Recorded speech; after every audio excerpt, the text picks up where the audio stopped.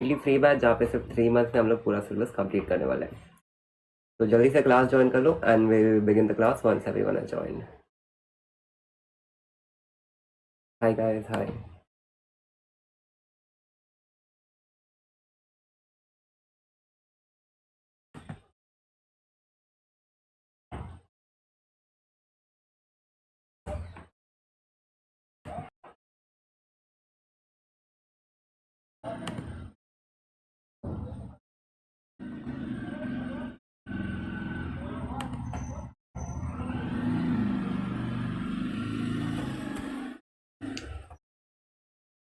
Hello everyone and welcome to today's class. I am Hitesh Gupta, your physics educator in Shift batch, जो कि completely free batch है जहाँ पे सिर्फ 3 month में हम लोग पूरा सिलेबस कंप्लीट करने वाले हैं। तो जल्दी से क्लास ज्वाइन कर लो, हम लोग शुरू करते हैं कुछ ही टाइम में।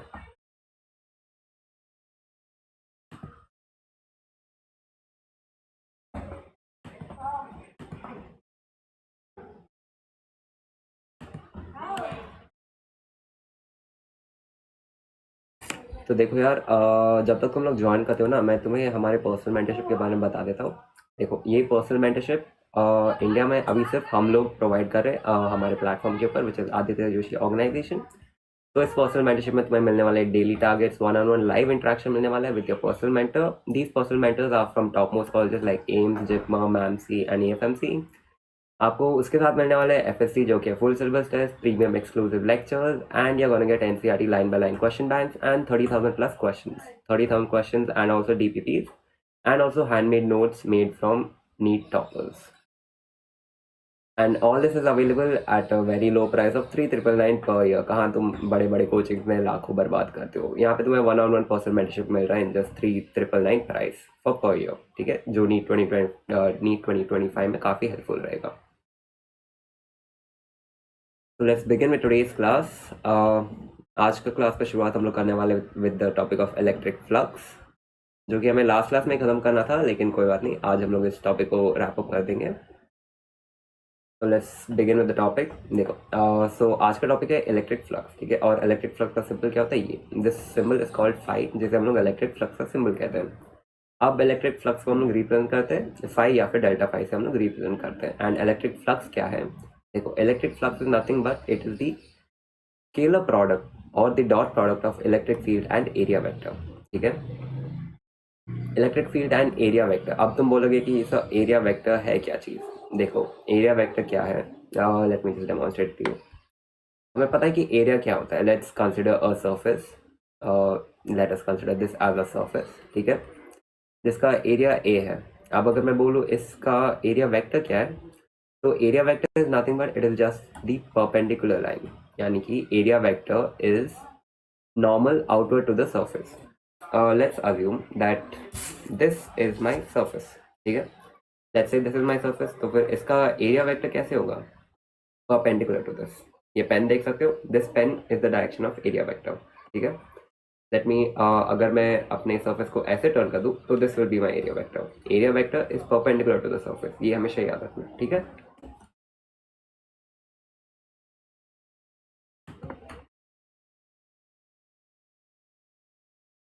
ओके गाइज, एरिया वेक्टर समझ में आ गया तो बस चैट सेक्शन में एक बार ओके या फिर थम्स अप दिखा देना। ठीक है,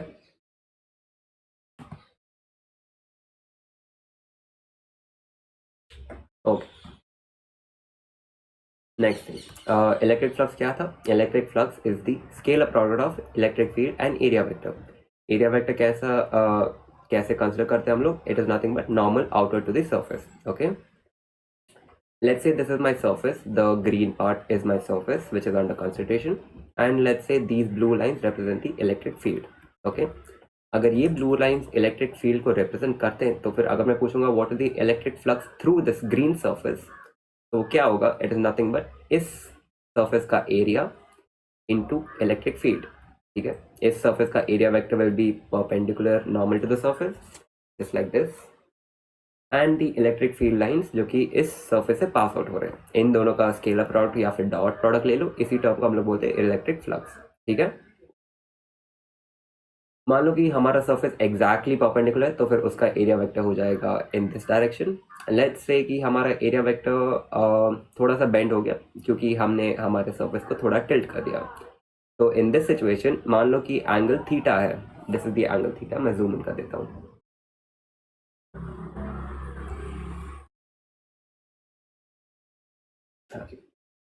लेट्स से this is the electric field lines जो कि ब्लैक में यहाँ पे रिप्रेजेंट किया गया है, and this is our area vector, and this angle theta is the angle between the area vector and the electric field lines. ठीक है, so in this situation also we can define the electric flux, which is electric field dot area, dot product of these two.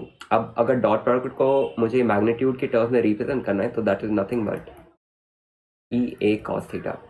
ठीक है, theta क्या है? Theta is the angle between the area vector and the electric field lines. Okay, समझ में आ गया तो एक थम्स अप दे दो गाइस।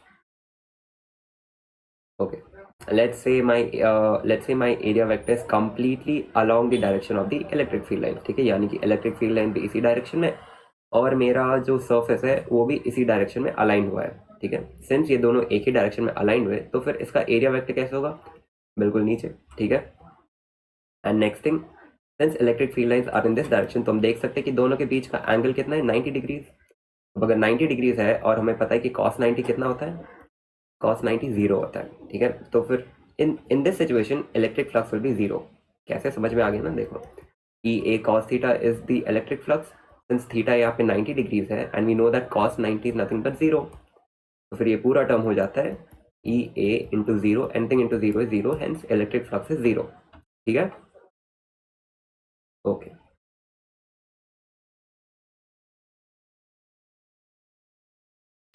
तो फिर इलेक्ट्रिक फ्लक्स का फॉर्मूला हो जाता है E dot D S which is E S cos theta also. ठीक है, अब एक important point, flux entering is negative and flux exiting is positive. इसका मतलब क्या है? सिग्निफिकेंस क्या है? देखो, इसका सिग्निफिकेंस ये है कि जब इलेक्ट्रिक फ्लक्स एंटर करता है तो फिर वो नेगेटिव होता है। क्यों नेगेटिव होता है? देखो इधर इस डायग्राम में मान लो ये हमारा एरिया है। ठीक है, ये येलो वाला रीजन हमारा एरिया है। ठीक है, let's say we are considering this side of the area. This side of the area के लिए अगर हम लोग एरिया वेक्टर लेंगे तो वो हो जाएगा इन this direction.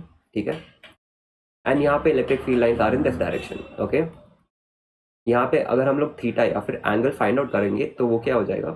Since this is the direction of the area vector and this is the direction of the electric field. ठीक है, दोनों के बीच का एंगल इज 180 डिग्री।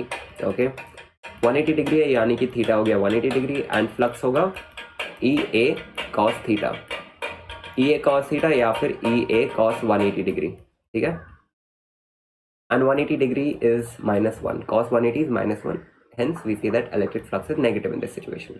ठीक है, समझ में आ गया कि इलेक्ट्रिक फ्लक्स नेगेटिव क्यों होता है। Next thing is flux exiting is positive. ये पॉजिटिव कैसे होता है? देखो, as theta is equal to 0 degree when flux is exiting। क्यों? in this situation जब इलेक्ट्रिक फील्ड लाइंस एग्जिट करेंगी सरफेस को, so they will be exiting in this direction। ये इस डायरेक्शन में एग्जिट करेंगे तो फिर यहाँ पे हो जाएगा हमारा एरिया वेक्टर ऐसे, and this is our electric field. दोनों के बीच का एंगल अगर हम लोग कंसिडर करेंगे, since both are in same direction, तो थीटा हो जाएगा 0 डिग्री।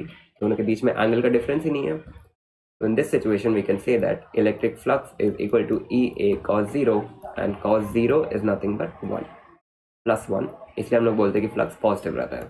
ठीक है, इतना समझ में आ गया तो बस एक थम्स अप दे दो, मैं समझ जाऊंगा कि समझ में आ गया। अब एक क्वेश्चन सॉल्व कर लेते हैं। देखो, क्वेश्चन में पूछा गया कि in which of the following cases the electric field at the centre is not zero. ठीक है, पूछा गया it is not zero. Please ये पार्ट को ना तुम अंडरलाइन कर लेना, विच इज नॉट जीरो। ठीक है, तो यहाँ पे 4 डायग्राम हमें दिया गया है और हमें कंसिडर करना है कि कहाँ पे सेंटर में electric field is not zero. Okay, देखो अब अगर हम लोग फर्स्ट सिचुएशन को कंसिडर करेंगे तो यहाँ पे minus Q, negative Q, positive Q, positive Q, positive Q, positive Q. ठीक है, अब एक एक करके कंसिडर करते हैं चार्जेस को। देखो, अभी अगर हम लोग नेगेटिव क्यू कंसिडर करेंगे तो फिर due to negative Q electric field will be in this direction towards the charge. Okay, and इस नेगेटिव क्यू चार्ज की वजह से electric field will be towards itself which is in this direction. अब इसको और ये दोनों एक दूसरे को कैंसिल कर देंगे since they both are of the same magnitude but in opposite direction। ठीक है, अब this Q and this Q will try to attract it away from itself, I mean repel it away from itself. So this and this will cancel out each other. इस Q के इस positive Q charge के electric field को cancel out कर देगा ये वाला charge, तो वापस यहाँ पे इलेक्ट्रिक फील्ड सेंटर में 0 हो जाएगा, ठीक है। यहाँ पे नेगेटिव Q है, पॉजिटिव Q है, यानी कि this Q will try to attract it in this side, electric field होगा in towards the self, and positive Q की वजह से भी इलेक्ट्रिक फील्ड होगा अवे फ्रॉम इटसेल्फ, यानी कि these two are not in the opposite direction, these two are in the same direction, यानी कि नेट इलेक्ट्रिक फील्ड इन इस डायरेक्शन में होगा, ठीक है। अब देखो इस नेगेटिव Q चार्ज की वजह से electric field will be towards itself, positive Q की वजह से it will be away from itself, ठीक है। ये पॉजिटिव Q और ये पॉजिटिव Q एक दूसरे को कैंसिल आउट कर देंगे, ठीक है। तो फिर यहाँ पे हम लोग देख सकते हैं कि यहाँ पे electric field is in this direction और ये second electric field is in this direction, तो यहाँ पे कुछ कैंसिल आउट नहीं हो रहा है, जिसकी वजह से electric field at the centre is not 0, ठीक है। तो ये हो जाएगा हमारा answer which is the second option, जहाँ पे electric field at the centre is not 0। Okay, समझ में आ गया तो एक थम्स अप दे दो गाइस, मैं समझ जाऊंगा, ठीक है। Will move on with the next one. आज बहुत सारे क्वेश्चंस है जिसे हम लोग सॉल्व भी करने वाले क्लास के दौरान। अब नेक्स्ट टॉपिक है इलेक्ट्रिक डाइपोल। अब देखो इलेक्ट्रिक डाइपोल क्या होता है, नाम में ही घुस जाओ, डाइपोल यानी कि दो चीज़ होने वाले और ये पोल्स की तरह होने वाले, यानी कि टू एग्जैक्टली ऑपोजिट थिंग्स। यानी कि कैसे, देखो a dipole is two equal and opposite charges separated at a particular distance. वो डिस्टेंस क्या है वही हम लोग पढ़ने वाले। देखो डाइपोल का रिप्रेजेंटेशन कुछ ऐसे होता है जहाँ पे एक साइड में पॉजिटिव क्यू चार्ज रहता है और दूसरे साइड में नेगेटिव क्यू चार्ज रहता है। Positive Q and negative Q का मैग्नीट्यूड सेम रहता है, ये होता है मैग्नीट्यूड का representation, and positive Q and negative Q have the same magnitude, ठीक है। And let's say A is the distance between the two charges, ठीक है। So in this situation we say that this whole system is an electric dipole. अब next चीज आपसे पूछा जाएगा कि व्हाट इज डाइपोल मोमेंट। देखो डाइपोल मोमेंट होता है charge of the dipole into distance between the two charges. यहाँ पे चार्ज हो जाएगा Q, यहाँ पे चार्ज से we consider only the magnitude, ठीक है। Distance between them will be this distance, जो कि होता है यहाँ पे A मैंने मार्क किया है, ठीक है। तो फिर इलेक्ट्रिक डाइपोल जैसे हम लोग P with an vector symbol represent करते हैं, it is Q into A। Q is the charge and A is the distance between them, ठीक है। तो फिर डाइपोल मोमेंट बिकम्स QA, ठीक है। So this is the formula for dipole moment, which is a vector quantity. Okay. Next चीज है कि what is the direction of dipole moment. Dipole moment का डायरेक्शन होता है फ्रॉम नेगेटिव टू पॉजिटिव, यानी कि इन दिस डायरेक्शन। ये हमेशा याद रखना, लोग हमेशा पॉजिटिव टू नेगेटिव ले लेते हैं, लेकिन the correct one is direction of the dipole is from negative charge to positive charge, यानी कि इन दिस डायरेक्शन, ठीक है। थम्स अप दे दो गाइस, फिर हम लोग कंटिन्यू करेंगे अच्छे से। ओके, अब हम लोग एक डेरिवेशन देखने वाले। ये डेरिवेशन काफ़ी इंपॉर्टेंट है, ठीक है, क्योंकि इस डेरिवेशन के ऊपर बहुत सारे PYQs भी आए इसी चैप्टर से, ठीक है। तो फिर डेरिवेशन क्या है? Derivation is electric field along the axis of a dipole, ठीक है। अब देखो अलोंग द एक्सिस का मतलब क्या है? एक्सिस मतलब मान लो कि ये अगर मेरा एक रॉड है तो फिर ये हो जाएगा उसका एक्सिस, ठीक है, और ये हो जाएगा उसका परपेंडिकुलर एक्सिस, ठीक है। वैसे ही if this is my dipole, तो ये हो जाएगा उस डाइपोल का एक्सिस, ठीक है, and this is the perpendicular axis of the dipole, ठीक है। तो यहाँ पे हमें ढूंढना है what is the electric field along the axis of the dipole, यानी कि this is a dipole and this is the axis. Let's consider कि हमें इलेक्ट्रिक फील्ड कैलकुलेट करना है एट पॉइंट B, ठीक है। अब एक चीज आपको हमेशा याद रखना है कि distance is always measured from the centre of the dipole, ठीक है। यहाँ पे सेंटर ऑफ द डाइपोल से लेके B पॉइंट तक का डिस्टेंस मैंने X से मार्क किया है, जो कि यहाँ पे मैंने दिखा दिया है, ठीक है। And A is the distance between the two charges of the dipole, okay. अब सिंस हमें इलेक्ट्रिक फील्ड कैलकुलेट करना है एट पॉइंट B, तो फिर हम लोग क्या करेंगे, इंडिविजुअल इलेक्ट्रिक फील्ड्स को कंसिडर करेंगे एंड देन दोनों को एड अप कर देंगे और फिर हमें मिल जाएगा टोटल इलेक्ट्रिक फील्ड क्या है, ठीक है। तो देखो सबसे पहले हम लोग कैलकुलेट करेंगे electric field due to charge Q1 या फिर पॉजिटिव Q1, फिर हम लोग कैलकुलेट करेंगे electric field at point B due to negative charge Q2, ठीक है। अब देखो E1 या फिर electric field due to the positive charge will be KQ/R। देखो इलेक्ट्रिक फील्ड का फॉर्मूला क्या होता है, क्या है, KQ/R², ठीक है। यहाँ पे Q हो जाएगा positive Q and R² is the distance. अब ये कौन सा डिस्टेंस हम लोग कंसिडर करने वाले, दिस डिस्टेंस। ये डिस्टेंस क्या होगा, देखो अगर ये पूरा डिस्टेंस A है and this whole distance is x, तो फिर ये डिस्टेंस तो हो गया ना x माइनस ए, ठीक है। उसी डिस्टेंस को यहाँ पे मैंने डाल दिया, सब्स्टिट्यूट कर दिया, ठीक है। तो फिर देखो E1 हो जाएगा electric field 1 due to positive charge Q1 which is KQ by x minus a whole square along p cap direction, ठीक है। पी कैप क्यों? बिकॉज यहाँ से ये अगर हमारा नेगेटिव चार्ज है और ये पॉजिटिव चार्ज है, तो the direction of the dipole moment is like this, from negative charge to positive charge, and electric field at point B due to positive charge Q will be away from it, जो कि हमने last class में पढ़ा था। तो फिर इस point पे electric field will be away from this, directed away from the charge positive Q, ठीक है। इतना समझ में आ गया तो थम्स अप दे दो गाइस। ओके, तो ये हो जाता है हमारा E1 या फिर electric field due to the positive charge Q1, ठीक है। अब नेक्स्ट चीज हम लोग पढ़ने वाले विच इज E2 और electric field due to the negative charge Q2, ठीक है। इसका magnitude will be same as that of E1, बस एक डिस्टेंस, बस एक चीज में डिफरेंस होगा, दैट इज द डिस्टेंस। अब कौन सा डिस्टेंस हम लोग कंसिडर करने वाले, that distance will be this distance. यहाँ से लेके यहाँ तक का जो डिस्टेंस है ना, this will be the distance for charge negative Q, ठीक है। तो फिर ये डिस्टेंस क्या होगा, देखो सिंपल है, अगर ये पूरा डिस्टेंस x है and this full distance is a, तो फिर यहाँ से लेके यहाँ तक का डिस्टेंस क्या हो जाएगा, nothing but x plus a, ठीक है। तो this whole distance is x plus a, okay. Distance का स्क्वायर करना पड़ेगा सिंस हम लोग इलेक्ट्रिक फील्ड कैलकुलेट करें, तो so this distance becomes x plus a whole square, ठीक है। यहाँ पे नेगेटिव साइन क्यों है, negative sign is due to the charge, जो कि नेगेटिव चार्ज है। अब ये नेगेटिव सिंबल का सिग्निफिकेंस क्या है, देखो इस नेगेटिव सिंबल का सिग्निफिकेंस है कि it is along the opposite direction of the dipole moment, यानी कि हमारा डाइपोल मोमेंट है from negative charge to positive charge in this direction, ठीक है।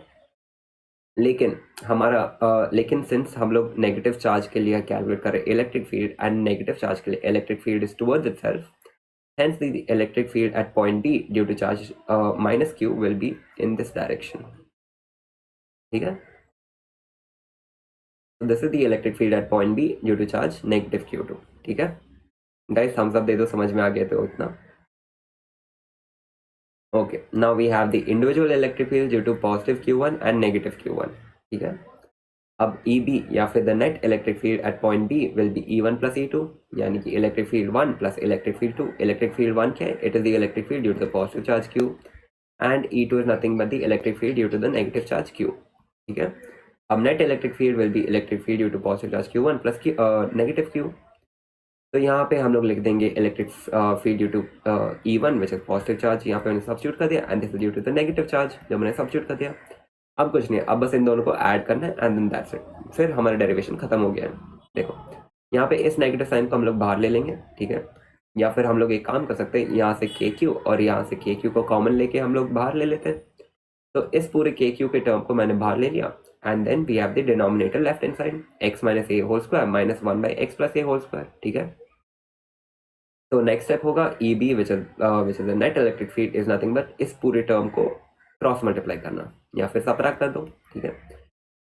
तो इस पूरे टर्म को जब हम लोग एक्सपैंड करेंगे तो ultimately we get 4x divided by x square minus a square whole square, ठीक है। तो फिर यहाँ से देखो, अब इस ब्रैकेट को हम लोग हटा देंगे, तो यहाँ पे बन जाएगा KQ 4x divided by x square minus a square whole square, ठीक है।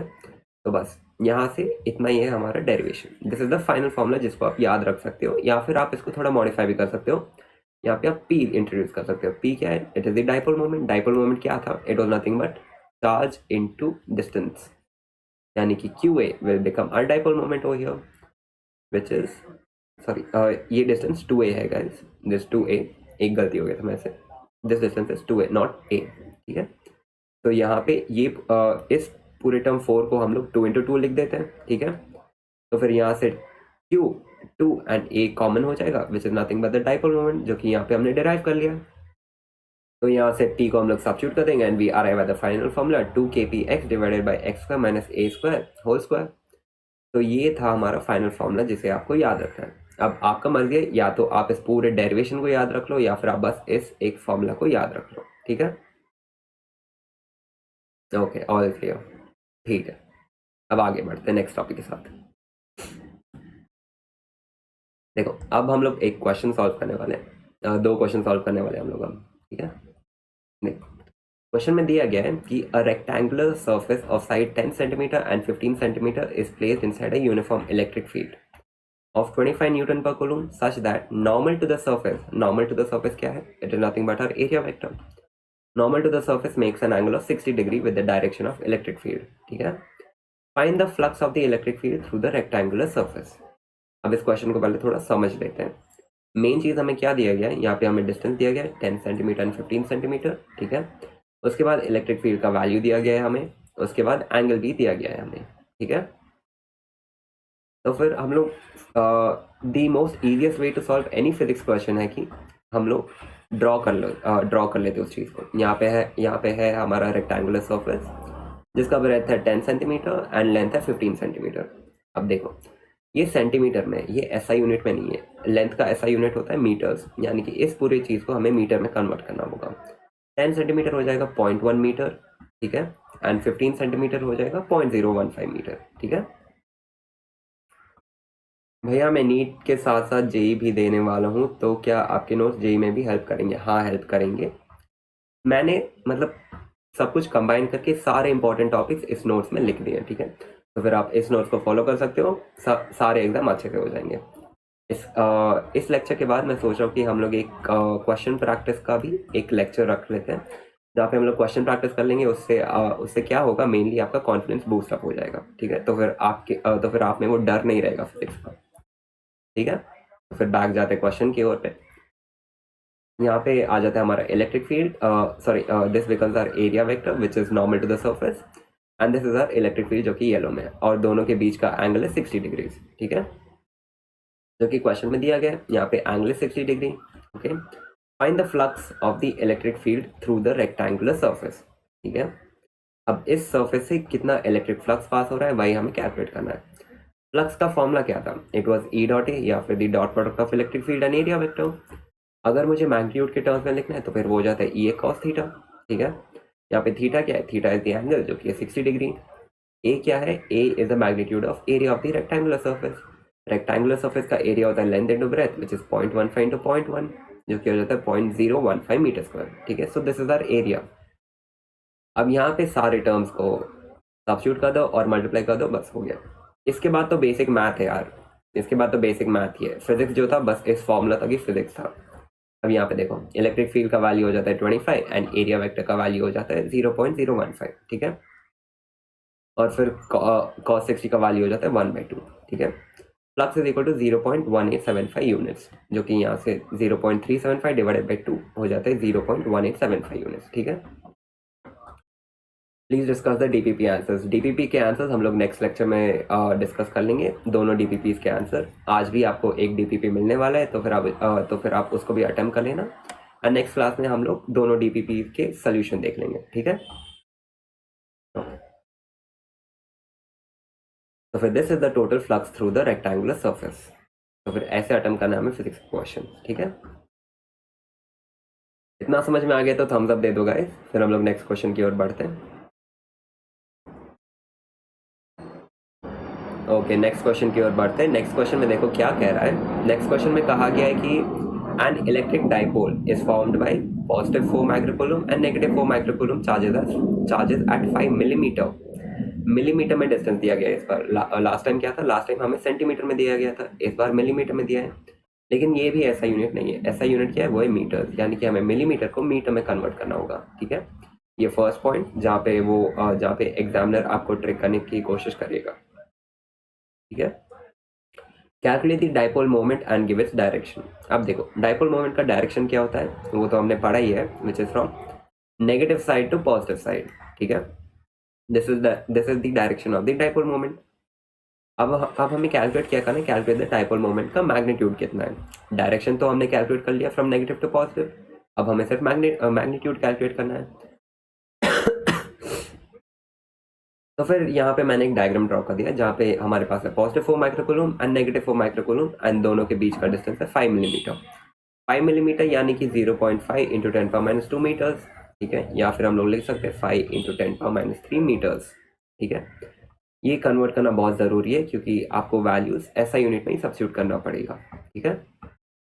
ओके. तो फिर अब dipole moment is nothing but charge into distance between the two charges. यानी कि दिस इज अ चार्ज का magnitude which is 4 microcoulomb and distance between the two charges हो जाता है 5 इंटू 10⁻³ मीटर्स। ठीक है, तो यहाँ पे सिंपल है, आप बस सब्स्टिट्यूट कर दो और फिर तुम्हें आंसर मिल जाएगा। बस यहीं तक था आपका फिजिक्स, इसके बाद मैथ है। यहाँ से डाइपोल मोमेंट हो जाएगा 4 माइक्रोकूलम इंटू 0.5 इंटू 10⁻² मीटर, जो कि हो जाता है 2 into 10⁻8 coulomb metre. Direction is from negative to positive. ठीक है, ये क्वेश्चन भी समझ में आ गया तो एक थम्स अप दे दो guys. Will move on with the next topic. ठीक है, ओके।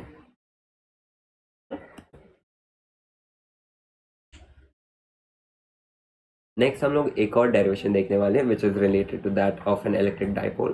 ठीक है, तो फिर प्रीवियस डेरिवेशन में हमने फाइंड आउट किया था electric field along the axis, यानी कि if this was a dipole negative Q and positive q, तो फिर हमने कैलकुलेट किया था electric field along the axis which was along this axis. ठीक है, अब हम लोग कैलकुलेट करने वाले electric field along the equatorial plane. Equatorial plane यानी कि अलोंग दिस लाइन, जो कि एग्जैक्टली सेंटर में इस डाइपोल को कट करेगा। ठीक है, यानी कि इस पॉइंट पे हम लोग कैलकुलेट करने वाले इलेक्ट्रिक फील्ड। ओके ओके, तो फिर देखो इस डायग्राम को पहले थोड़ा सा ना समझ लेते हैं, क्योंकि डेरिवेशन तो सिंपल ही है। मैं आपको पहले ही एक्सप्लेन कर लेता हूँ, फिर आपको आसानी से समझ में आ जाएगा। देखो ये है हमारा डाइपोल। ठीक है, यहाँ पे हमारे दो चार्जेस हैं, negative Q and positive Q. ठीक है, and this distance is a, centre से लेके यहाँ तक का डिस्टेंस ए है और ये डिस्टेंस भी ए है। ठीक है, यानी कि this total distance is 2a। Okay, and next we need to find out the electric field at point A, जो कि एग्जैक्टली इसके इक्वेटर पे आता है। ठीक है, अब देखो सेम अप्रोच रहने वाला है कि हम लोग पहले इंडिविजुअल चार्जेस की वजह से इलेक्ट्रिक फील्ड फाइंड आउट करेंगे पॉइंट ए पे, और फिर दोनों को ऐड कर लेंगे। ठीक है, दिस द सिंपलेस्ट मेथड। तो फिर सबसे पहले हम लोग कैलकुलेट कर लेते हैं electric field due to charge negative q, फिर पॉजिटिव क्यू, और फिर दोनों को ऐड कर लेंगे। देखो अब electric field at point A due to the charge negative q will be toward itself, क्योंकि नेगेटिव चार्ज की वजह से electric field is toward itself, यानी कि ये इसे इस डायरेक्शन में पुल करेगा। ठीक है, this is the direction of electric field due to negative charge. अब पॉजिटिव क्यू की वजह से electric field will be away from the charge, यानी कि वो इस डायरेक्शन में होगा। ठीक है, अब देखो अगर ये एंगल थीटा है और ये एंगल थीटा है, तो फिर ये एंगल भी थीटा है और ये एंगल भी थीटा हो जाएगा। कैसे? Interior opposite angles. ठीक है, अब ये एंगल थीटा है, ये थीटा है, तो फिर ये भी थीटा हो जाएगा। ठीक है, अब देखो अब हमें मोस्ट इंपॉर्टेंट स्टेप करना है और वो क्या है? Resolution of vectors. यानी कि यहाँ पे देखो एक इलेक्ट्रिक फील्ड हमारे पास इस डायरेक्शन में और एक इलेक्ट्रिक फील्ड इस डायरेक्शन में। ठीक है, and this is the angle theta. Okay, तो फिर पहले इस इलेक्ट्रिक फील्ड को रिजॉल्व कर लेते हैं इनटू इट्स कंपोनेंट्स, यानी कि this part will be E1 cos theta और इसके एकदम परपेंडिकुलर आ जाएगा E1 sin थीटा। ठीक है, considering this is our electric field 1। ठीक है, अब अगर हम इसे इलेक्ट्रिक फील्ड 2 बोल रहे हैं तो फिर this will B E2 cos theta and exactly perpendicular will be E2 sin theta. ठीक है, अब आप एक चीज नोटिस करना कि देखो हमारे पास अब नेट में इस डायरेक्शन में दो इलेक्ट्रिक फील्ड है which is E2 cos theta and E1 cos theta, और नीचे आ जाता है E1 sin थीटा एंड ऊपर है E2 sin थीटा। ठीक है, अब देखो यार E1 sin theta and E2 sin theta are exactly opposite in direction, यानी कि ये इसको कैंसिल आउट कर देगा। ठीक है, और दोनों का सेम मैग्नीट्यूड है, यानी कि E2 sin theta and E1 sin theta cancel out each other. बचेगा क्या? E1 cos theta and E2 cos theta, यानी कि net electric field at this point will be E2 cos theta plus E1 cos theta. ठीक है, इतना समझ में आ गया तो थम्स अप दे दो गाइस। एक सेकेंड, ऑडियो शायद फ्लक्चुएट हो रहा है, मैं बस एक सेकेंड में आया।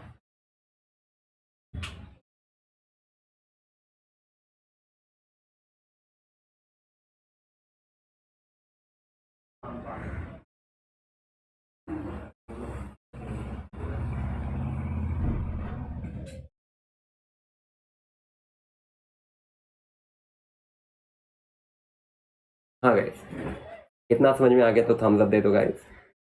Will continue on. तो फिर देखो नेट इलेक्ट्रिक फील्ड हो जाता है E1 cos theta plus E2 cos theta. ठीक है, तो फिर अब बस E1 cos theta and E2 cos theta को एड अप कर लो तो फिर हमें नेट इलेक्ट्रिक फील्ड मिल जाएगा। फिर वही हम लोग करने वाले हैं अब।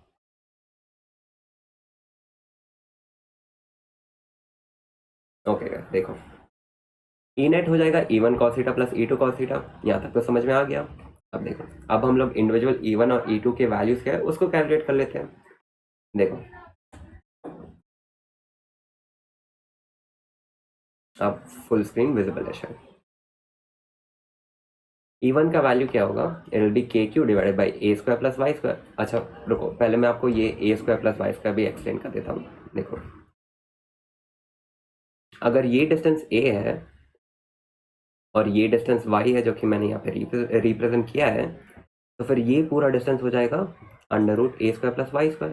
ठीक है, क्यों? According to Pythagoras theorem. देखो, if this is my triangle जहाँ पे ये डिस्टेंस a है and this is the right angle to it and this whole distance is y, यानी कि ये हो जाएगा हमारा हाइपोटेन्यूस और हाइपोटेन्यूस हो जाएगा under root a square plus y square. ठीक है, तो फिर E1 या फिर electric field due to the positive charge Q will be k q divided by under root a square plus y square whole square. अब देखो, bracket के अंदर अंडर रूट है और बाहर होल स्क्वायर है, यानी कि ये रूट और होल स्क्वायर कैंसिल आउट कर लेंगे एक दूसरे को, तो फिर अल्टीमेटली हमारे पास बचेगा क्या, k q divided by a square plus y square. ठीक है, इसमें मैं एक ब्रैकेट डाल लेता हूँ।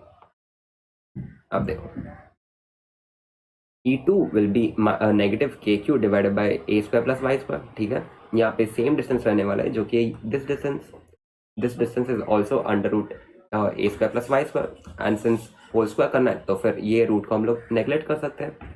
ठीक है, अब देखो, ई नेट या फिर नेट इलेक्ट्रिक फील्ड हो जाएगा E1 plus E2 cos theta. यहाँ पे नेगेटिव साइन को बाहर ले लो विच इज कॉमन। अब इस नेगेटिव साइन का सिग्निफिकेंस क्या है, देखो, नेगेटिव साइन का सिग्निफिकेंस है कि electric field at this point is along the opposite direction to net dipole moment. ठीक है, यानी कि डाइपोल मोमेंट होता है from negative charge to positive charge, जो कि इन दिस डायरेक्शन। ठीक है, in this direction is the dipole moment और हमारा इलेक्ट्रिक फील्ड है इस डायरेक्शन में। ठीक है, इसीलिए अगर आप ध्यान से देखो तो दोनों का डायरेक्शन है ऑपोजिट, थीटा इज 180 डिग्री, इसीलिए यहाँ पे नेगेटिव साइन हम लोग यूज करते हैं। इसीलिए ई नेट या फिर नेट इलेक्ट्रिक फील्ड में हम लोग नेगेटिव साइन पहले बाहर कॉमन ले लेते हैं। ठीक है, इतना समझ में आ रहा है तो थम्स अप दे दो गाइस। ओके, आगे बढ़ते हैं। अब देखो, अब सिंपल है, इसके बाद बस नॉर्मल मैथ है, E1 और E2 को सब्स्टिट्यूट कर दो, cos थीटा कैलकुलेट कर लो और फिर मल्टीप्लाई कर लो एंड फिर डेरिवेशन खत्म हो जाएगा। देखो, cos थीटा का वैल्यू क्या होगा, देखो cos थीटा का वैल्यू हम लोग यहाँ से कैलकुलेट कर सकते हैं। ये अगर थीटा है और ये y है, ये a है and this whole part is y and ये वाला पार्ट हो जाता है under root y square plus a square. ठीक है, तो फिर यहाँ से देखो cos थीटा क्या हो जाएगा, base upon hypotenuse. cos theta is base upon hypotenuse, base है हमारा a and hypotenuse is under root y square plus a square या फिर a square plus y square. ठीक है, फिर इस पूरे टर्म को हम लोग ने कहा है cos थीटा, जो कि मैंने यहाँ पे लिख दिया है। ठीक है, अब देखो, E1 का वैल्यू हमने कैलकुलेट किया था यहाँ पे, E2 का भी वैल्यू हमने कैलकुलेट किया था यहाँ पे एंड cos थीटा का वैल्यू भी हमने कैलकुलेट किया था जो कि a divided by under root a square plus y square. तो इस पूरे टर्म को बस इधर सब्स्टिट्यूट कर दो तो ये हो जाएगा k q by a square plus y square plus k q divided by a square plus y square into a divided by under root a square plus y square. ठीक है, अब ब्रैकेट निकाल दो, मल्टीप्लाई कर दो और add कर दो, तो फिर ई नेट या फिर नेट इलेक्ट्रिक फील्ड हो जाएगा negative 2kqa divided by a square plus y square to the power 3/2। ठीक है, या फिर नेट इलेक्ट्रिक फील्ड इज, इस पूरे टर्म को आप कॉमन ले लो। देखो, this is nothing but the dipole moment which is p, जो कि होता है चार्ज इंटू डिस्टेंस। डिस्टेंस क्या है, which is 2a, q into 2a is the dipole moment, यानी कि ये पूरा टर्म डाइपोल मोमेंट हो जाता है। तो हेंस द इलेक्ट्रिक फील्ड या फिर net electric field along the equatorial plane is negative kp divided by under root divided by a square plus y square to the power 3/2। अब देखो, ये पूरा डेरिवेशन याद रखने का जरूरत नहीं है, आपको बस ये फाइनल फॉर्मूला याद रखना है। ठीक है, ये फॉर्मूला आप याद रख लो, इतना काफी है। ठीक है, negative sign denotes opposite direction with the dipole moment. ठीक है, यानी कि डाइपोल मोमेंट अगर इस डायरेक्शन में तो फिर हमारा electric field along the equatorial point is in the opposite direction. ठीक है, इतना समझ में आ गया तो एक थम्स अप दे दो गाइस, फिर हम लोग नेक्स्ट टॉपिक पे बढ़ेंगे। नेक्स्ट हम लोग 2 क्वेश्चन सॉल्व करने वाले हैं वापस। ठीक है, जो कि काफी इंपॉर्टेंट क्वेश्चन होने वाले हैं। अब एक चीज जो आप लोग को नोटिस करना पड़ेगा कि देखो, electric field along the axial point is equal to 2 times of the magnitude of the electric field along the equatorial point. इसका मतलब क्या है? देखो, electric field along the equatorial point हो जाएगा negative kp divided by a square plus y square to the power 3/2, ठीक है। And electric field along the axial point क्या होगा? देखो, वो हो जाएगा जो हमने प्रीवियसली कैलकुलेट किया था, डिराइव किया था, 2kpx divided by x square minus a square whole square, यानी कि उस चीज़ को भी आप यहाँ पे लिख लो। वो हो जाएगा 2kpx divided by x square minus a square whole square, ठीक है। अब देखो, अगर ये हमारा डाइपोल है, ठीक है, जिसका डिस्टेंस है, let's consider this distance as a, ठीक है, डिस्टेंस ऑफ द डाइपोल, और जिस पॉइंट पे हमें इलेक्ट्रिक फील्ड कैलकुलेट करना है वो काफ़ी दूर है, यानी कि ये डिस्टेंस पे हमें कैलकुलेट करना है। तो फिर इन दिस सिचुएशन हम लोग क्या करते हैं? हम लोग इस डिस्टेंस को नेग्लेक्ट कर लेते हैं, क्योंकि ये डिस्टेंस बहुत छोटा हो जाता है। This is a very small value, और ये वैल्यू हो जाता है काफ़ी बड़ा। तो इसकी वजह से इस पूरे टर्म को, यानी कि ए स्क्वायर को, हम लोग नेग्लेक्ट कर देते हैं, ठीक है। तो फिर अगर हम इसे वापस एक्सपैंड करेंगे तो ये हो जाएगा negative kp divided by y cube, और ये हो जाएगा 2kp divided by x cube, ठीक है। अब देखो, kp by y cube and kp by x cube, सिर्फ यहाँ पे 2 है, इसलिए हम लोग कहते हैं कि electric field along the axial point का magnitude is equal to twice of the magnitude of electric field along the equatorial point, ठीक है। सिर्फ एक 2 का फर्क रहता है दोनों के बीच में। अगर इतना समझ में आ गया तो एक थम्स अप दे दो गाइस, फिर हम लोग नेक्स्ट 2 क्वेश्चन पे चलेंगे, जो कि काफ़ी इंपॉर्टेंट क्वेश्चन है। देखो, अब देखो, इस क्वेश्चन में पूछा गया कि find the electric dipole moment of the system shown in the figure, ठीक है। अब सिस्टम क्या है? सिस्टम एक हमारे पास यहाँ पे एक राइट एंगल ट्राइंगल है, ठीक है। इस ट्राइंगल में क्या हमें मेन चीज़ पे हाईलाइट करना है? That is positive charge Q and negative charge of 2q। अब आप बोलोगे कि यहाँ पे हम लोग नेट डाइपोल मोमेंट कैसे कैलकुलेट करेंगे? तो फिर देखो, इस नेगेटिव 2q के चार्ज को आप स्प्लिट कर लो इन -q एंड -q, क्योंकि अगर इन दोनों को ऐड करोगे तो आपको क्या मिलेगा? -2q, ठीक है। तो इस -2q को ही मैंने स्प्लिट कर लिया है इन -q एंड -q। तो फिर यहाँ पे हमारे पास बन जाएगा एक -q एंड -q, ठीक है। अब आप ध्यान से देखो, positive q, positive q, negative q। अब हमारे पास 2 इंडिविजुअल डाइपोल्स हैं, यानी कि 2 इंडिविजुअल डाइपोल मोमेंट भी है।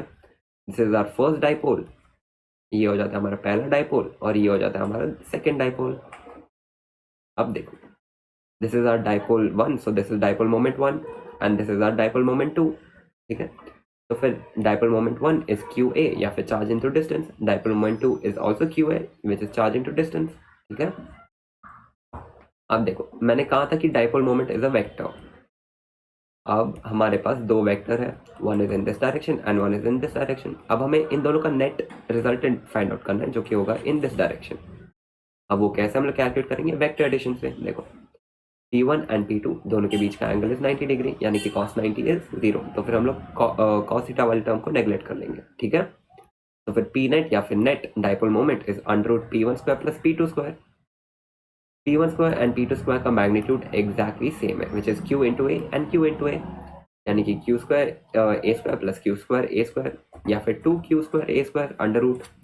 अब देखो, ये Q स्क्वायर ए स्क्वायर को अगर हम लोग √ में लेंगे तो फिर ये पूरा टर्म √ से बाहर आ जाएगा, जो कि हो जाएगा √2QA। This is the net dipole moment at the point, और the net dipole moment of the whole system √2QA, ठीक है। इतना समझ में आ गया तो एक थम्स अप दे दो गाइस, फिर हम लोग आगे बढ़ेंगे नेक्स्ट टॉपिक के ऊपर, ठीक है।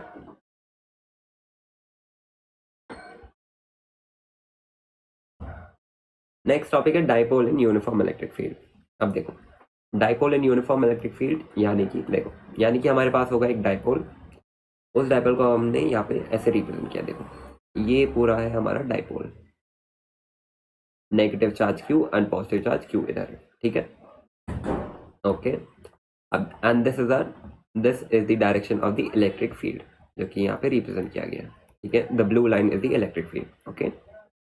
And theta is nothing but the direction between the dipole moment and electric field. कैसे देखो, अगर ये नेगेटिव चार्ज क्यू है and this is positive charge q, तो फिर डाइपोल मोमेंट का डायरेक्शन क्या है? It is from negative to positive, यानी कि this is the direction of the dipole moment. ठीक है, यानी कि this whole thing is our dipole moment and this is our electric field, यानी कि दोनों के बीच का एंगल इज थीटा, जो कि यहाँ पे रिप्रेजेंट किया गया है। ओके, मान लो कि this distance is L and this distance is also L. ठीक है, अब देखो, पहला चीज हमें पता है कि जब एक चार्ज होता है in in the presence of an electric field, तो फिर उसके ऊपर एक्ट करता है एक फोर्स। वो फोर्स कितना है? That is E Q. E Q क्या है? Electric field into charge. ठीक है, अब चार्ज हमारे पास है इधर एंड इलेक्ट्रिक फील्ड भी है इधर। ठीक है, तो फिर नेट फोर्स कितना होगा? देखो, net force in uniform electric field zero होगा, only in uniform electric field. अब क्यू जीरो होगा। देखो, यहाँ पे है हमारे पास पॉजिटिव चार्ज क्यू और यहाँ पे नेगेटिव चार्ज क्यू। ठीक है, तो फिर at positive charge Q force will be E Q, यानी कि in this direction along the direction of electric field. लेकिन नेगेटिव चार्ज पे force will be in opposite direction Q. देखो, force is E Q electric field into charge, charge यहाँ पे negative Q है, यानी कि फोर्स हो जाता है नेगेटिव ई क्यू। यहाँ पे नेगेटिव साइन है, नेगेटिव साइन यानी कि इन ऑपोजिट डायरेक्शन। ठीक है, अब सिंस ये ऑपोजिट डायरेक्शन में and this is in the opposite direction to it, तो फिर हम लोग देख सकते कि we have two vectors in opposite direction और दोनों के बीच का एंगल इज 180, यानी कि नेट रिजल्टेंट है जीरो। इसीलिए हम लोग बोलते हैं कि net force in uniform electric field है जीरो। मान लो हमारे पास नॉन यूनिफॉर्म इलेक्ट्रिक फील्ड है, फिर क्या होगा? देखो, अगर हमारे पास नॉन यूनिफॉर्म इलेक्ट्रिक फील्ड है ना, then there is a possibility of a force plus we have the possibility of torque. हालांकि यूनिफॉर्म इलेक्ट्रिक फील्ड में भी टॉर्क एक्ट करता है। टॉर्क क्या है? Torque is nothing but force into perpendicular distance, जो कि हमने 11th ग्रेड रोटेशन के चैप्टर में पढ़ा है। ठीक है, इतना समझ आ गया तो एक थम्स अप दे दो गाइस कि net force in uniform electric field zero होता है, लेकिन net force in non uniform electric field may be zero और मे नॉट बी जीरो। ठीक है,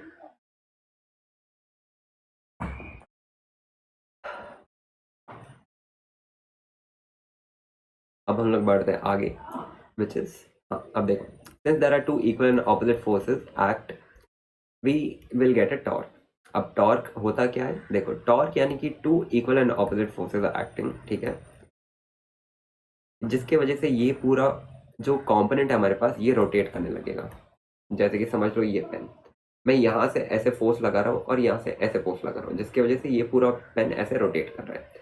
तो फिर हम लोग कहते हैं कि इस पेन के ऊपर एक टॉर्क एक्ट कर रहा है। टॉर्क होता क्या है? Torque is force into perpendicular distance. Perpendicular distance of what? ये परपेंडिकुलर डिस्टेंस है, perpendicular distance between the two forces, between the two forces. ठीक है, इस पूरे टर्म को हम लोग बोलते हैं torque, force into perpendicular distance between the forces. ये समझ में आ रहा है तो थम्स अप दे दो गाइस। अब परपेंडिकुलर डिस्टेंस इस डायग्राम में है क्या? देखो, परपेंडिकुलर डिस्टेंस हो जाएगा ये पूरा पार्ट, इस जैसे मैं एक डिफरेंट कलर से हाईलाइट कर लेता हूँ। हाँ देखो, ये पूरा पार्ट है हमारा परपेंडिकुलर डिस्टेंस, इधर जो है, this is our first force, this is our second force and this whole thing is our perpendicular distance. ठीक है, अब देखो, दिस परपेंडिकुलर डिस्टेंस को हम लोग कैलकुलेट करना है।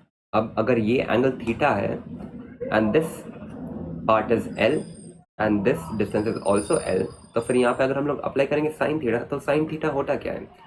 Opposite by the base, sorry, opposite by hypotenuse. ठीक है, अब ऑपोजिट बाय हाइपोटेन्यूज अगर हम लोग कैलकुलेट करेंगे, तो फिर यहाँ से अगर हम लोग ऑपोजिट कैलकुलेट करेंगे तो वो हो जाएगा 2l sine theta.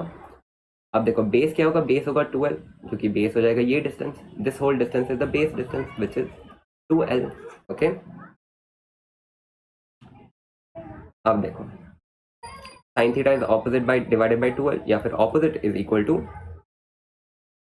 2l sine theta. ठीक है, यानी कि ऑपोजिट डिस्टेंस या फिर the perpendicular distance is 2l sine theta. अब देखो, हमें परपेंडिकुलर डिस्टेंस तो मिल गया है, अब हमें फोर्स कैलकुलेट करना है, तो फिर हमें टॉर्क मिल जाएगा।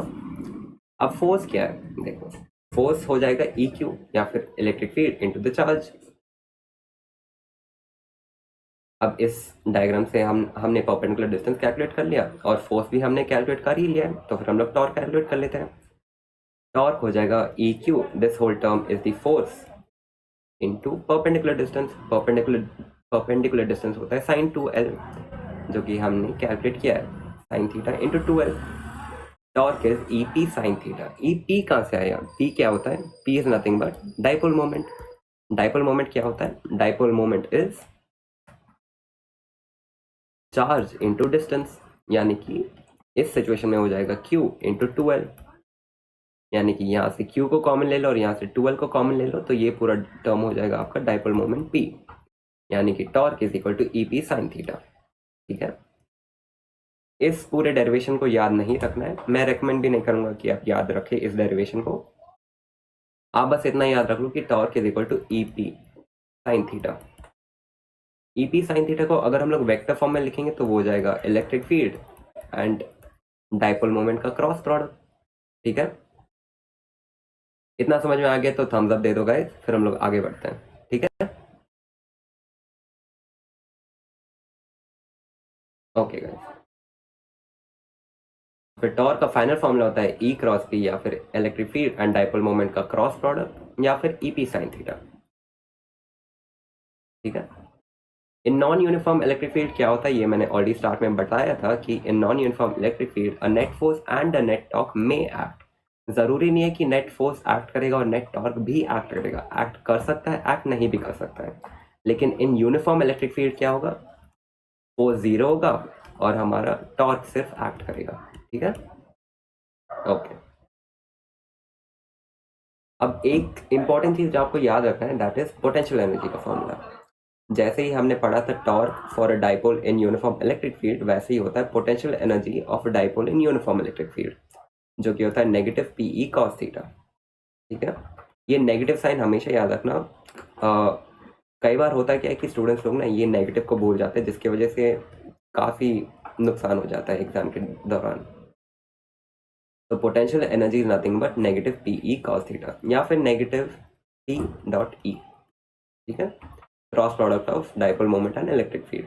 नेगेटिव साइन हमेशा याद रखना, कभी भी भूलना मत इस नेगेटिव साइन को। अब देखो, अब दो सिचुएशन आते हैं जो कि काफ़ी कॉमन है, काफ़ी सारे क्वेश्चन पेपर में पूछे जाते हैं। When is the dipole in stable equilibrium and when is the dipole in unstable equilibrium. अब देखो, stable equilibrium and unstable equilibrium का मतलब क्या होता है? स्टेबल इक्विलिब्रियम का मतलब है कि जब कोई चीज़ स्टेबल रहता है। कोई चीज़ स्टेबल कब रहता है? जब उसका एनर्जी लोएस्ट है। Energy at the lowest point means stable equilibrium, and when we say unstable equilibrium, इसका मतलब है कि energy is at the highest point। यानी कि जब किसी चीज़ में एनर्जी बहुत ज़्यादा होता है ना, तो फिर वो काफ़ी अनस्टेबल रहता है, वो इधर उधर उछलने लगता है। लेकिन जब किसी भी चीज़ में एनर्जी कम रहता है तो फिर उसकी वजह से होता क्या है कि वो स्टेबल हो जाता है। ठीक है, तो फिर अब अगर potential energy is negative P E cos theta, तो फिर अगर हमें स्टेबल इक्विलिब्रियम करना है या फिर एनर्जी को लोअर्स करना है, अब अगर हम कॉस थीटा की टर्म को 1 कर दें, पॉजिटिव 1, तो फिर पोटेंशियल एनर्जी हो जाएगा नेगेटिव पीई। नेगेटिव पीई यानी कि लोएस्ट वैल्यू। अब देखो, negative P is the lowest value, यानी कि कॉस थीटा को हमें करना होगा -1। सॉरी, कॉस थीटा का वैल्यू रहना चाहिए +1, और कॉस थीटा +1 कब होता है? When it is 0 degree. हमें पता है कि कॉस 0 डिग्री इज +1। ओके, अब देखो, अब अगर हमें मैक्सिमम वैल्यू चाहिए ऑफ पोटेंशियल एनर्जी, यानी कि एनर्जी हाईएस्ट होगा और अनस्टेबल इक्विलिब्रियम होगा, यानी कि वो इधर उधर उछलेगा, क्योंकि उसके पास एनर्जी काफ़ी ज़्यादा है, जिसके वजह से you will be positive P E. कैसे? देखो, potential energy is negative P E cos theta. ठीक है, अब अगर मैं थीटा को 180 कर दूं, यानी कि कॉस 180 इज नथिंग बट -1, यानी कि नेगेटिव पीई इंटू -1, जो कि हो जाता है पॉजिटिव पीई। ठीक है, so this is the potential energy which is positive PE, which is dipole moment into electric field, यानी कि it is an unstable equilibrium।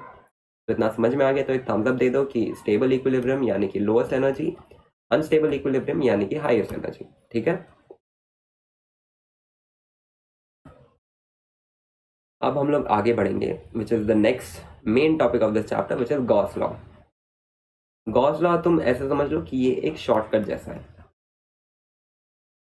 This is a shortcut to solve question easily. ठीक है, जो कि इस chapter में काफ़ी use करेंगे हम लोग इन फर्दर अपकमिंग डेरिवेशन।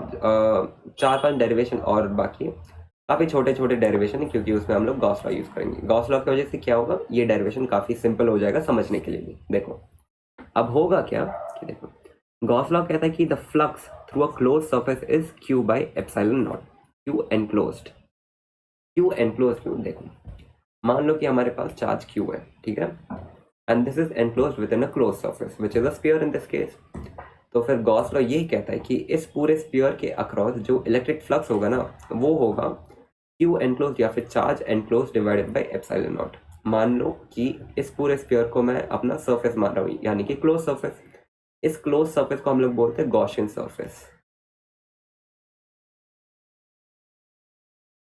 अब देखो गॉसियन सरफेस कोई भी स्ट्रक्चर में हो सकता है। आपका गॉसियन सरफेस स्क्वायर हो सकता है, आपका गॉसियन सरफेस सर्कुलर हो सकता है, ठीक है, या फिर आपका Gaussian surface can be in the shape of a rod also.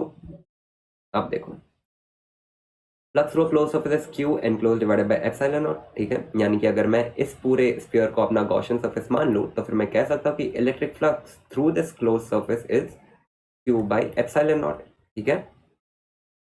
तो फिर फ्लक्स हो जाएगा Q by epsilon not which is Q enclosed within the close surface. और एक चीज जो आपको हमेशा याद रखना है कि जो गॉस लॉ हम लोग अप्लाई करते हैं it is applicable only on a close surface, ठीक है। इतना समझ में आ गया तो थम्स अप दे दो गाइस। फिर हम लोग आगे बढ़ेंगे। आगे बस और दो तीन छोटे डेरिवेशन है, क्योंकि हम लोग उसमें गॉस लॉ यूज करेंगे तो काफी इंटरेस्टिंग डेरिवेशन भी हो जाएंगे।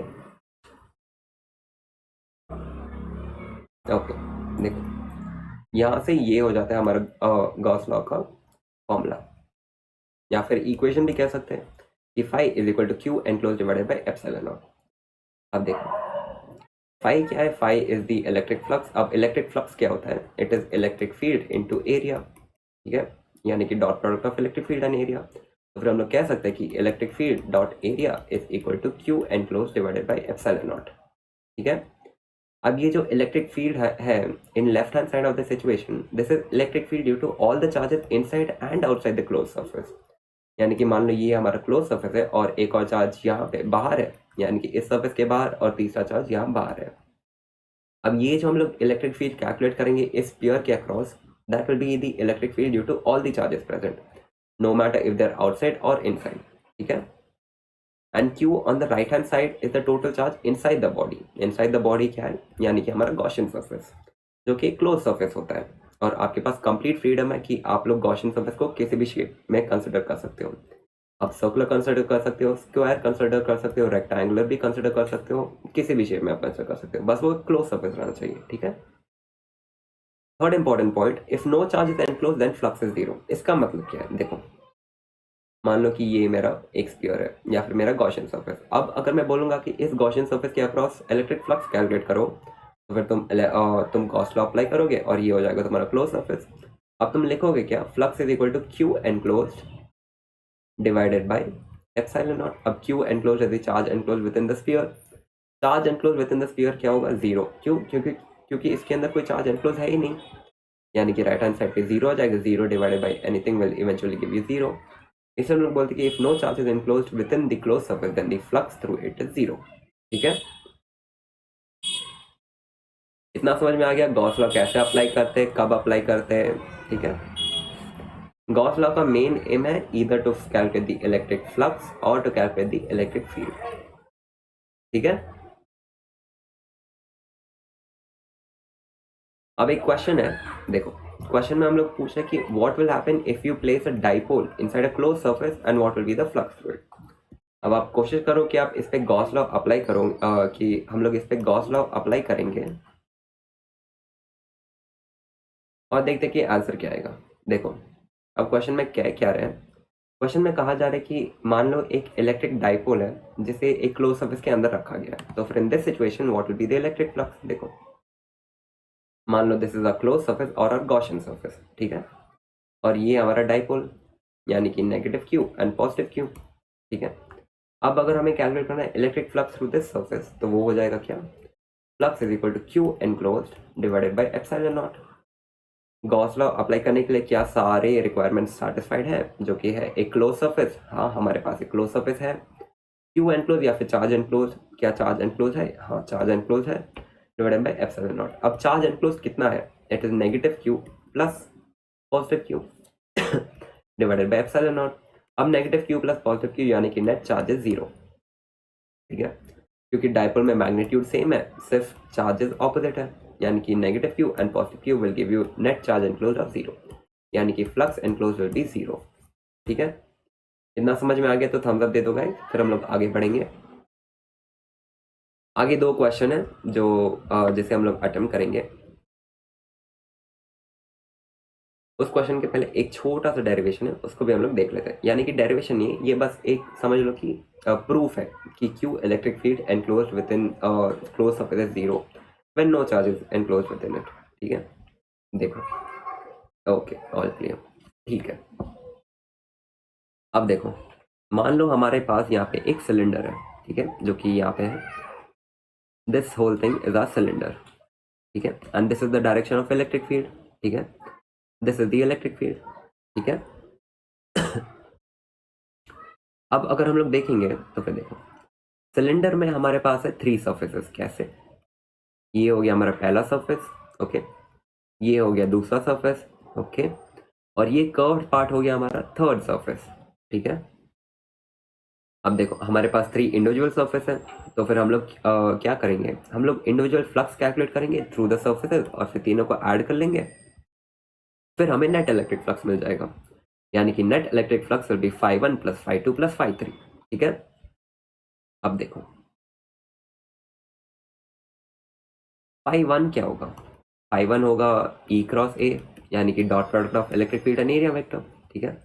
अब इलेक्ट्रिक फील्ड है इन दिस डायरेक्शन, ठीक है, this is the direction of electric field in the diagram, और फर्स्ट सरफेस यानी कि this surface, this is our first surface, ठीक है। तो फिर इसके across area vector will be in this direction, क्योंकि अगर ये हमारा पहला सरफेस है तो फिर इसका electric field will be in this direction, ठीक है। अगर ये हमारा दूसरा सरफेस है तो फिर electric field is in this direction, okay. से हमारा थर्ड सरफेस थोड़ा कर्व्ड है, तो फिर उसके लिए electric field will B radially outward in this direction, ऐसे, ठीक है। तो फिर देखो φ1 या फिर electric flux through the first surface क्या होगा? φ1 इज EA cos 180 क्यों? क्योंकि electric field is in this direction and area vector is in the exactly opposite direction, यानी कि थीटा इज 180।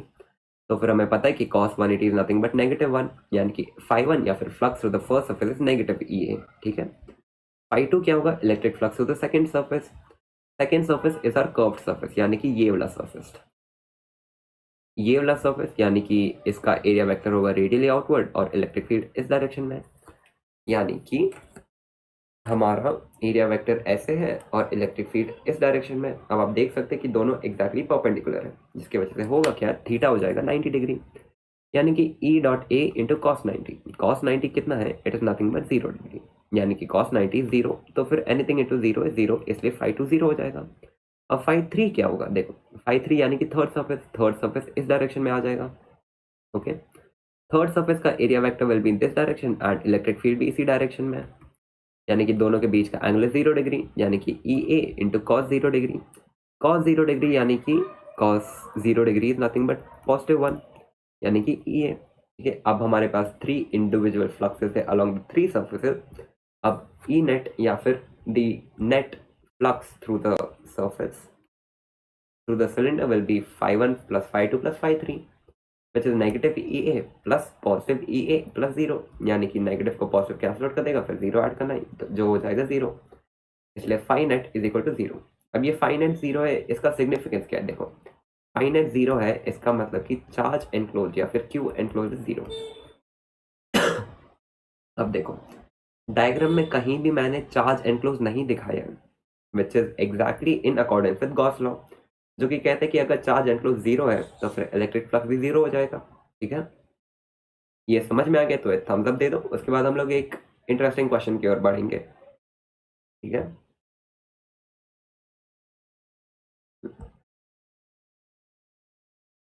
अब देखो एक इंपॉर्टेंट नोट है कि charge always resides on the external surface of a conductor. इसका मतलब क्या है?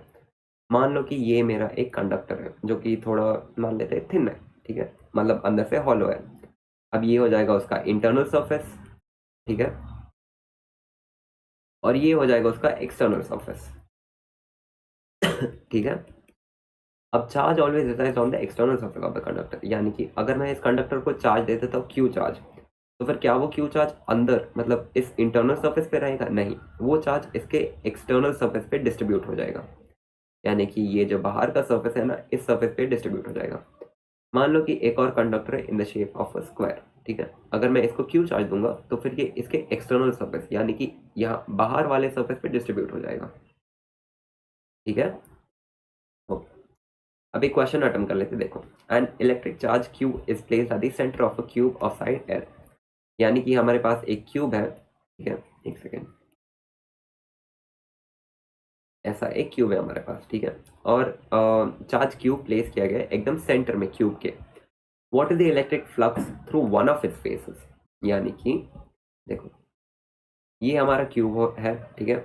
अब इस क्यूब का each side is L, L ही दिया गया ना, side L, and charge Q is placed at the exact centre of the cube. अब क्वेश्चन में पूछा गया है what is the flux through one of its faces. Question में ये नहीं पूछा गया कि what is the electric flux through the whole cube. अगर होल क्यूब में पूछा जाता तो फिर हम लोग कुछ नहीं, बस पूरे क्यूब को हमारा क्लोज गॉसियन सरफेस मान लेते, और क्यू एनक्लोज अंदर तो है ही, विच इज क्यू, जो कि दिया गया है क्वेश्चन में। तो फिर Q enclose will become Q, and Gauss law apply करके हम लोग बोल देंगे कि flux is Q by epsilon not. लेकिन क्वेश्चन में पूछा गया कि what is the electric flux through one of its faces, ठीक है, यानी कि एक क्यूब के पास 6 फेसेस होते हैं, विच इज 1 2 3 4 5 एंड 6, ठीक है। तो फिर देखो इसको अप्रोच कैसे करते हैं मैं बताता हूँ। देखो, मान लो कि ये पूरा क्यूब तुम्हारा गॉसियन सरफेस है, ठीक है। अब सिंस ये गॉसियन सरफेस है तो इसे क्लोज रहना पड़ेगा। क्या ये क्लोज सरफेस है? जी हाँ, ये क्लोज सरफेस है। एक क्यूब हमेशा क्लोज सरफेस रहता है। अब total flux through the close surface which is the cube कितना होगा? Q enclosed bye epsilon not, which is Q, which is the charge at the centre divided by epsilon naught. अब देखो, अगर ये पूरे क्यूब के अक्रॉस इतना electric flux है, यानी कि through 6 faces of the cube electric flux this much. अब 6 फेसेस क्यूब, देखो ये अगर पूरे क्यूब के अक्रॉस फ्लक्स है, क्यूब में कितने फेसेस होते हैं? 6 फेसेस, यानी कि 6 साइड्स होते हैं क्यूब में। अब 6 साइड्स के across flux Q by epsilon not है। अब थ्रू वन फेस, यानी कि एक फेस के अक्रॉस फ्लक्स कितना होगा? अब अगर 6 फेस के अक्रॉस फ्लक्स है क्यू बाय एप्सिलॉन नॉट, तो फिर एक फेस के अक्रॉस हम लोग x मान लेते हैं। यहाँ से हम लोग सिंपल क्रॉस मल्टीप्लिकेशन कर लेते हैं, तो फिर x is equal to Q by epsilon naught divided by 6, ठीक है। तो ये हो जाता है हमारा फ्लक्स थ्रू वन सरफेस, ठीक है। इतना समझ में आ गया तो थम्स अप दे दो गाइस। फिर हम लोग आगे के बस 3 ही स्लाइड्स बाकी है, उसके बाद हम लोग चैप्टर एंड कर देंगे। उसके बाद नेक्स्ट चैप्टर में हम लोग क्वेश्चन प्रैक्टिस करेंगे। इस चैप्टर के ऊपर ढेर सारे क्वेश्चन मैं लाऊंगा, उससे हम लोग प्रैक्टिस करेंगे, जिसकी वजह से आपका कॉन्फिडेंस भी बढ़ेगा, ठीक है। ओके, थम्स अप सिग्नल मिल गया। अब हम लोग नेक्स्ट स्लाइड पे चलते हैं। ओके, अब हम लोग कैलकुलेट करने वाले what is the electric field due to an infinitely long wire और रॉड। देखो डायग्राम में ये है हमारा रॉड, या फिर आप वायर भी मान सकते हो, जिसके ऊपर पॉजिटिव चार्ज क्यू डिस्ट्रीब्यूट किया गया है, ठीक है। अब हमें क्वेश्चन में पूछा गया कि calculate the electric flux due to this wire. अब देखो, अगर हम लोग ने गॉस लॉ नहीं पढ़ा होता तो फिर हमें सबसे पहले डिफ्रेंशिएट करना पड़ता, उसके बाद इंटीग्रेट करना पड़ा, इंटीग्रेट करना पड़ता, यानी कि काफ़ी लंबा प्रोसेस हो जाता वो। तो फिर इस प्रोसेस को स्किप करने का छोटा सा तरीका क्या है? गॉस लॉ यूज़ करो। कैसे, मैं बताता हूँ। देखो, ये है एक इनफाइनाइटली लॉन्ग वायर या फिर रॉड, यानी कि ये रॉड ऐसे कंटिन्यू हो रहा है ऊपर और नीचे भी कंटिन्यू हो रहा है, ठीक है। हम लोग क्या करेंगे? गॉस लॉ अप्लाई करेंगे। कैसे? गॉस लॉ को अप्लाई करने का तरीका है, सबसे पहले हमें एक गॉसियन सरफेस कंसिडर करना होगा, जो कि होगा एक क्लोज सरफेस, यानी कि इस पूरे वायर के अक्रॉस एक सिलेंडर बना लो। सिलेंडर, क्योंकि इस रॉड या फिर वायर का शेप सिलेंडर वाइज है, इसीलिए हम लोग गॉसियन सरफेस भी एक लार्जेस्ट सिलेंडर कंसिडर कर लेंगे, ताकि पूरे रॉड को हम लोग अंदर एनक्लोज कर सकते हैं, ठीक है। फिर let's assume this is our Gaussian surface, ठीक है।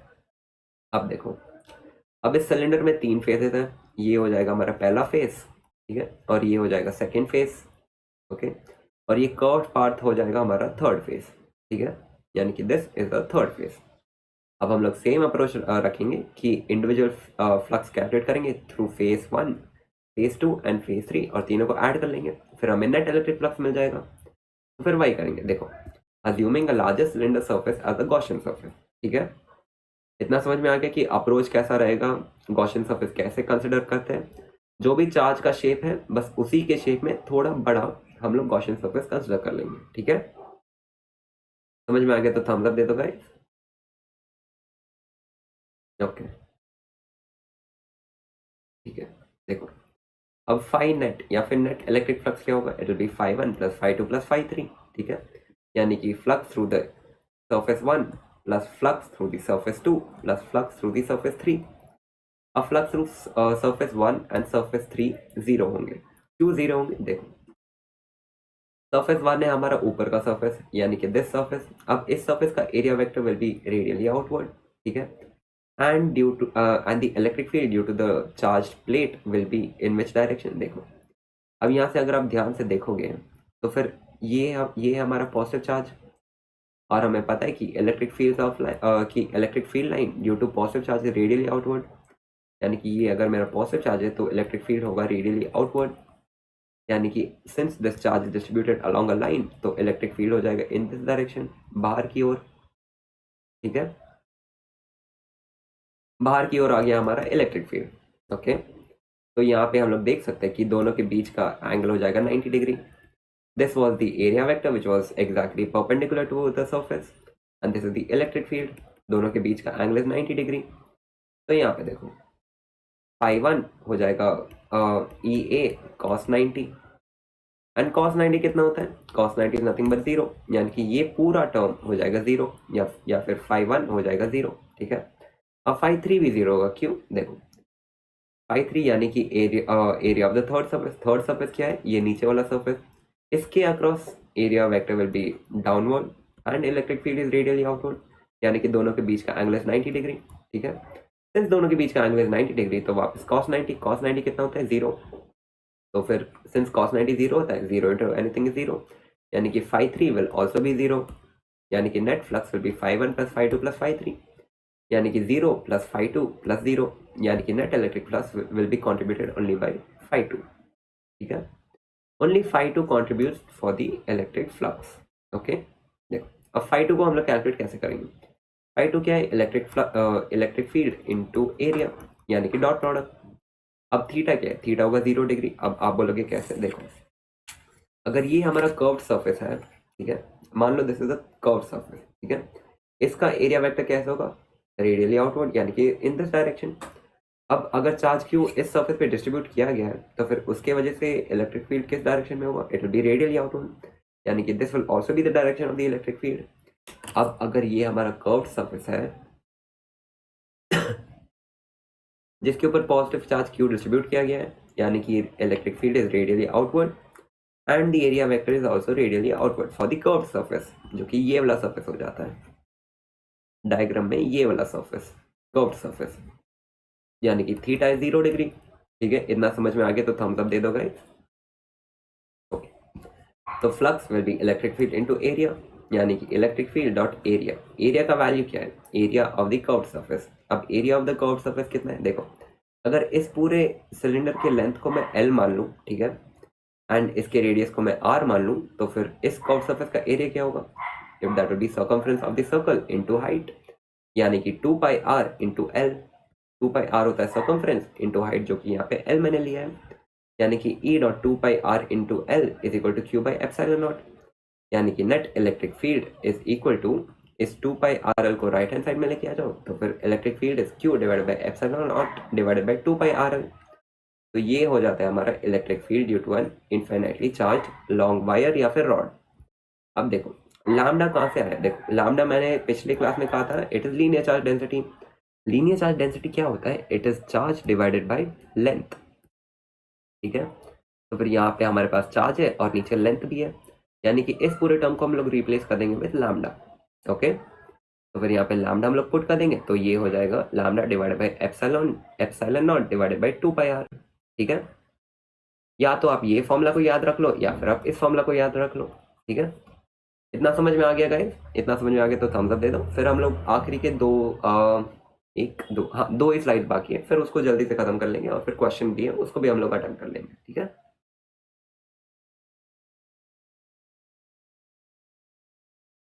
ओके, अब देखो क्या होगा अगर नेगेटिव चार्ज डिस्ट्रीब्यूटेड है वायर के ऊपर। अगर नेगेटिव चार्ज डिस्ट्रीब्यूटेड वायर के ऊपर तो फिर electric field will B radially inward. Since हमारे पास पॉजिटिव चार्ज था तो फिर इलेक्ट्रिक फील्ड वाज आउटवर्ड। अगर हमारे पास नेगेटिव चार्ज है तो फिर electric field will be inward. ठीक है, ओके।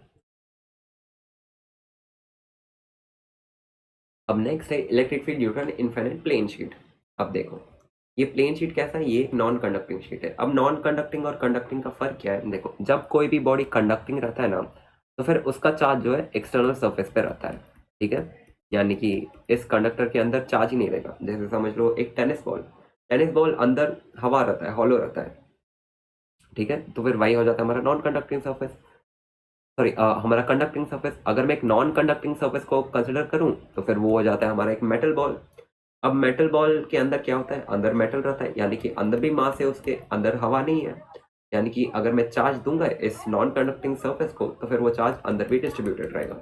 अगर मैं चार्ज एक कंडक्टिंग सरफेस को दूंगा तो फिर वो चार्ज उसके एक्सटर्नल सरफेस पे डिस्ट्रीब्यूट हो जाएगा। ठीक है, तो ये होता है फर्क between a non conducting and a conducting surface. ठीक है, अब देखो हमें कैलकुलेट करना है electric field due to an infinite plane sheet.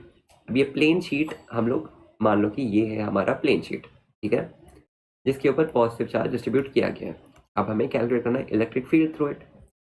अब सेम हम लोग गॉस लॉ अप्लाई करेंगे। अब यहाँ पे हमने कंसिडर किया है Gaussian surface which is in the form of cylindrical tube जो कि ऐसे है। ठीक है, तो this is our Gaussian surface. अब देखो surface to be consider is ये वाला सरफेस एक, और ये हो जाएगा हमारा सेकंड सरफेस।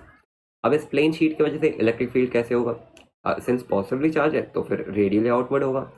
यानी कि एक इलेक्ट्रिक फील्ड होगा इन this direction and second electric field in this direction. ठीक है, यानी कि दोनों डायरेक्शन में हमारे पास आ गए इलेक्ट्रिक फील्ड। ओके, अब देखो यानी कि इस सरफेस के अक्रॉस इलेक्ट्रिक फील्ड ऐसे होगा और इसका area vector will B outward, यानी कि एरिया वेक्टर भी होगा radially outward in this direction. दोनों के बीच का थीटा हो जाएगा 0 डिग्री, क्योंकि इलेक्ट्रिक फील्ड भी इस डायरेक्शन में, एरिया वेक्टर भी इस डायरेक्शन में। अब on the left hand side electric field भी radially outward and area vector will also be radially outward, यानी कि इलेक्ट्रिक फील्ड इस डायरेक्शन में और एरिया वेक्टर भी इस डायरेक्शन में। दोनों के बीच का angle is theta which is कितना 0 डिग्री वापस, यानी कि फाई या फिर नेट इलेक्ट्रिक फ्लक्स होगा φ1 प्लस φ2। φ1 होगा electric flux through this surface and φ2 will be the electric flux through this surface. अब दोनों को कैलकुलेट करो और ऐड कर दो, फिर डेरिवेशन खत्म हो गया। ठीक है, φ1 होगा electric field dot area which is equal to Q enclose by epsilon naught. ठीक है, अब φ2 भी होगा electric field dot area which is equal to Q enclose by epsilon naught. अब φ1 और φ2 का वैल्यू सेम होगा, क्यू सेम होगा, चार्ज सेम है। ठीक है, और एप्सिलॉन नॉट तो कांस्टेंट वैल्यू है, तो फिर दोनों का वैल्यू सेम हो गया। देखो अब फाई टोटल होगा φ1 प्लस φ2। अब φ1 का value is equal to that of φ2, यानी कि phi net is equal to 2φ। ठीक है, अब फाई का वैल्यू हम कैलकुलेट कर लेते हैं, फिर उसको 2 से मल्टीप्लाई कर देंगे, फिर नेट इलेक्ट्रिक फ्लक्स मिल जाएगा। अब देखो electric flux electric field into area. ठीक है, एरिया कितना है, area of this curved surface. ठीक है, यानी कि ये जो कर्व्ड सरफेस है ना हमारे पास, ये कर्व्ड सरफेस का एरिया, यानी कि ये एक सर्कल है और सर्कल का एरिया क्या होता है पाई आर स्क्वायर, यानी कि पाई आर स्क्वायर को यहाँ पे सब्स्टिट्यूट कर दो which is equal to Q enclose by epsilon naught. ठीक है, अब देखो यहाँ से electric field into pi R square is equal to Q enclose by epsilon naught, this is the value of phi. लेकिन नेट इलेक्ट्रिक फ्लक्स इज 2φ, यानी कि 2 को मल्टीप्लाई करना पड़ेगा, यानी कि 2 into E dot pi R square. ठीक है, अब देखो यहाँ से E into 2 pi R square is equal to Q enclose divided by epsilon naught. ठीक है, अब देखो यहाँ से इलेक्ट्रिक फील्ड हो जाएगा, इस इलेक्ट्रिक फील्ड को लेफ्ट हैंड साइड पे रखो, इस पूरे टर्म को राइट हैंड साइड पे लेके आ जाओ, तो फिर electric field is Q divided by epsilon naught into 2 pi R square. ठीक है, अब या तो आप इस फॉर्मूला को याद रख लो, या फिर मैंने स्टार्टिंग के क्लास में एक और फॉर्मूला बोला था which was in yesterday's lecture, जो कि था सिग्मा। सिग्मा क्या है, which is areal charge density या फिर सरफेस चार्ज डेंसिटी। क्या होता है वो, charge divided by area. Area क्या, एरिया ऑफ एनी सरफेस, जैसे कि in this situation pi R square is nothing but area of circle. तो यहाँ पे क्यू भी है हमारे पास और नीचे एरिया भी है, यानी कि इस पूरे टर्म को हम लोग सिग्मा से रिप्लेस कर सकते हैं। Electric field is sigma by 2 epsilon naught. तो ये है electric field across an infinite plane sheet. अब अगर ये समझ में आ गया तो थम्स अप दे दो गाइस, फिर हम लोग एक लास्ट डेरिवेशन की ओर चल लेंगे। उसके साथ will and the major part of this chapter. उसके बाद हम लोग एक क्लास रखेंगे जहाँ पे हम लोग क्वेश्चन प्रैक्टिस कर लेंगे, ठीक है।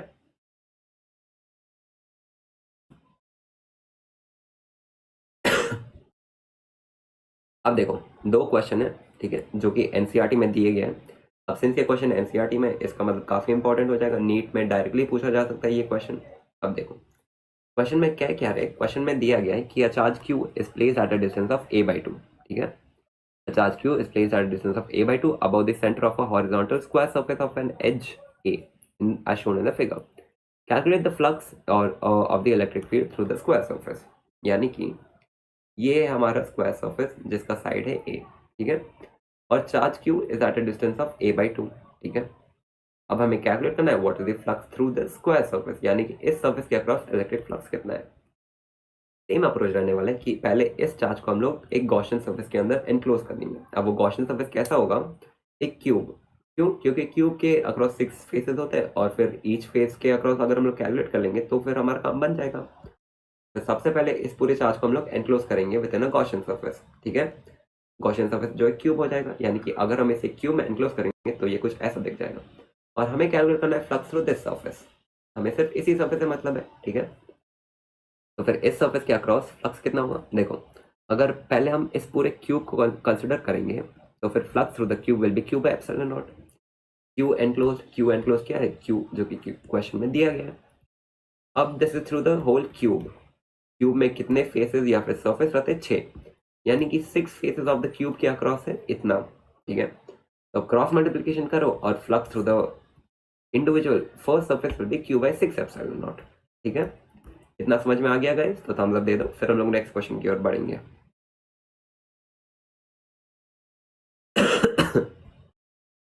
गाइस चैप्टर समझ में तो आ रहा है ना, कहीं ऐसा नहीं कि मैं बस एक्सप्लेन कर रहा हूँ और आपको समझ में नहीं आ रहा है, आप सिर्फ ऐसे ही थम्स अप दे रहे हो। समझ में आ रहा है ना एक्चुअली, क्योंकि मैं अपना बेस्ट तो दे रहा हूँ कि मैं ईच एंड एवरीथिंग अच्छे से एक्सप्लेन कर सकूँ और आपको समझ में आ सकता है। क्योंकि मेरा एम एक ही है, आप में से फिजिक्स के डर को निकालना, और आपका एम एक ही है फिजिक्स में मैक्सिमम मार्क्स या फिर 180 टच करना, ठीक है।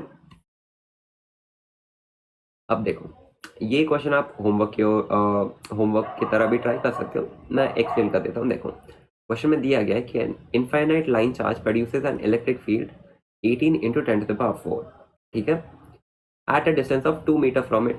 The linear charge density is question mark. Linear charge density क्या है, it is nothing but lambda, ठीक है। यानी कि लैम्डा हमें कैलकुलेट करना है।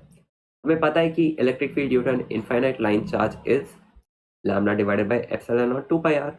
अब देखो हमें इलेक्ट्रिक फील्ड तो दिया गया है which is 18 into 10 to the power 4। R या फिर डिस्टेंस भी हमें दिया गया है, रेडियस जो कि है 2 मीटर। हमें कैलकुलेट करना है लैम्डा, ठीक है। एप्सिलॉन नॉट एक कांस्टेंट वैल्यू है, 2 कांस्टेंट हो जाता है, पाई का वैल्यू भी कांस्टेंट है विच इज 22/7 या फिर 3.14। सारे वैल्यू सब्स्टिट्यूट करो और फिर लैम्डा को फाइंड आउट कर लो। इसके बाद तो बेसिक मैथ ही है, ठीक है।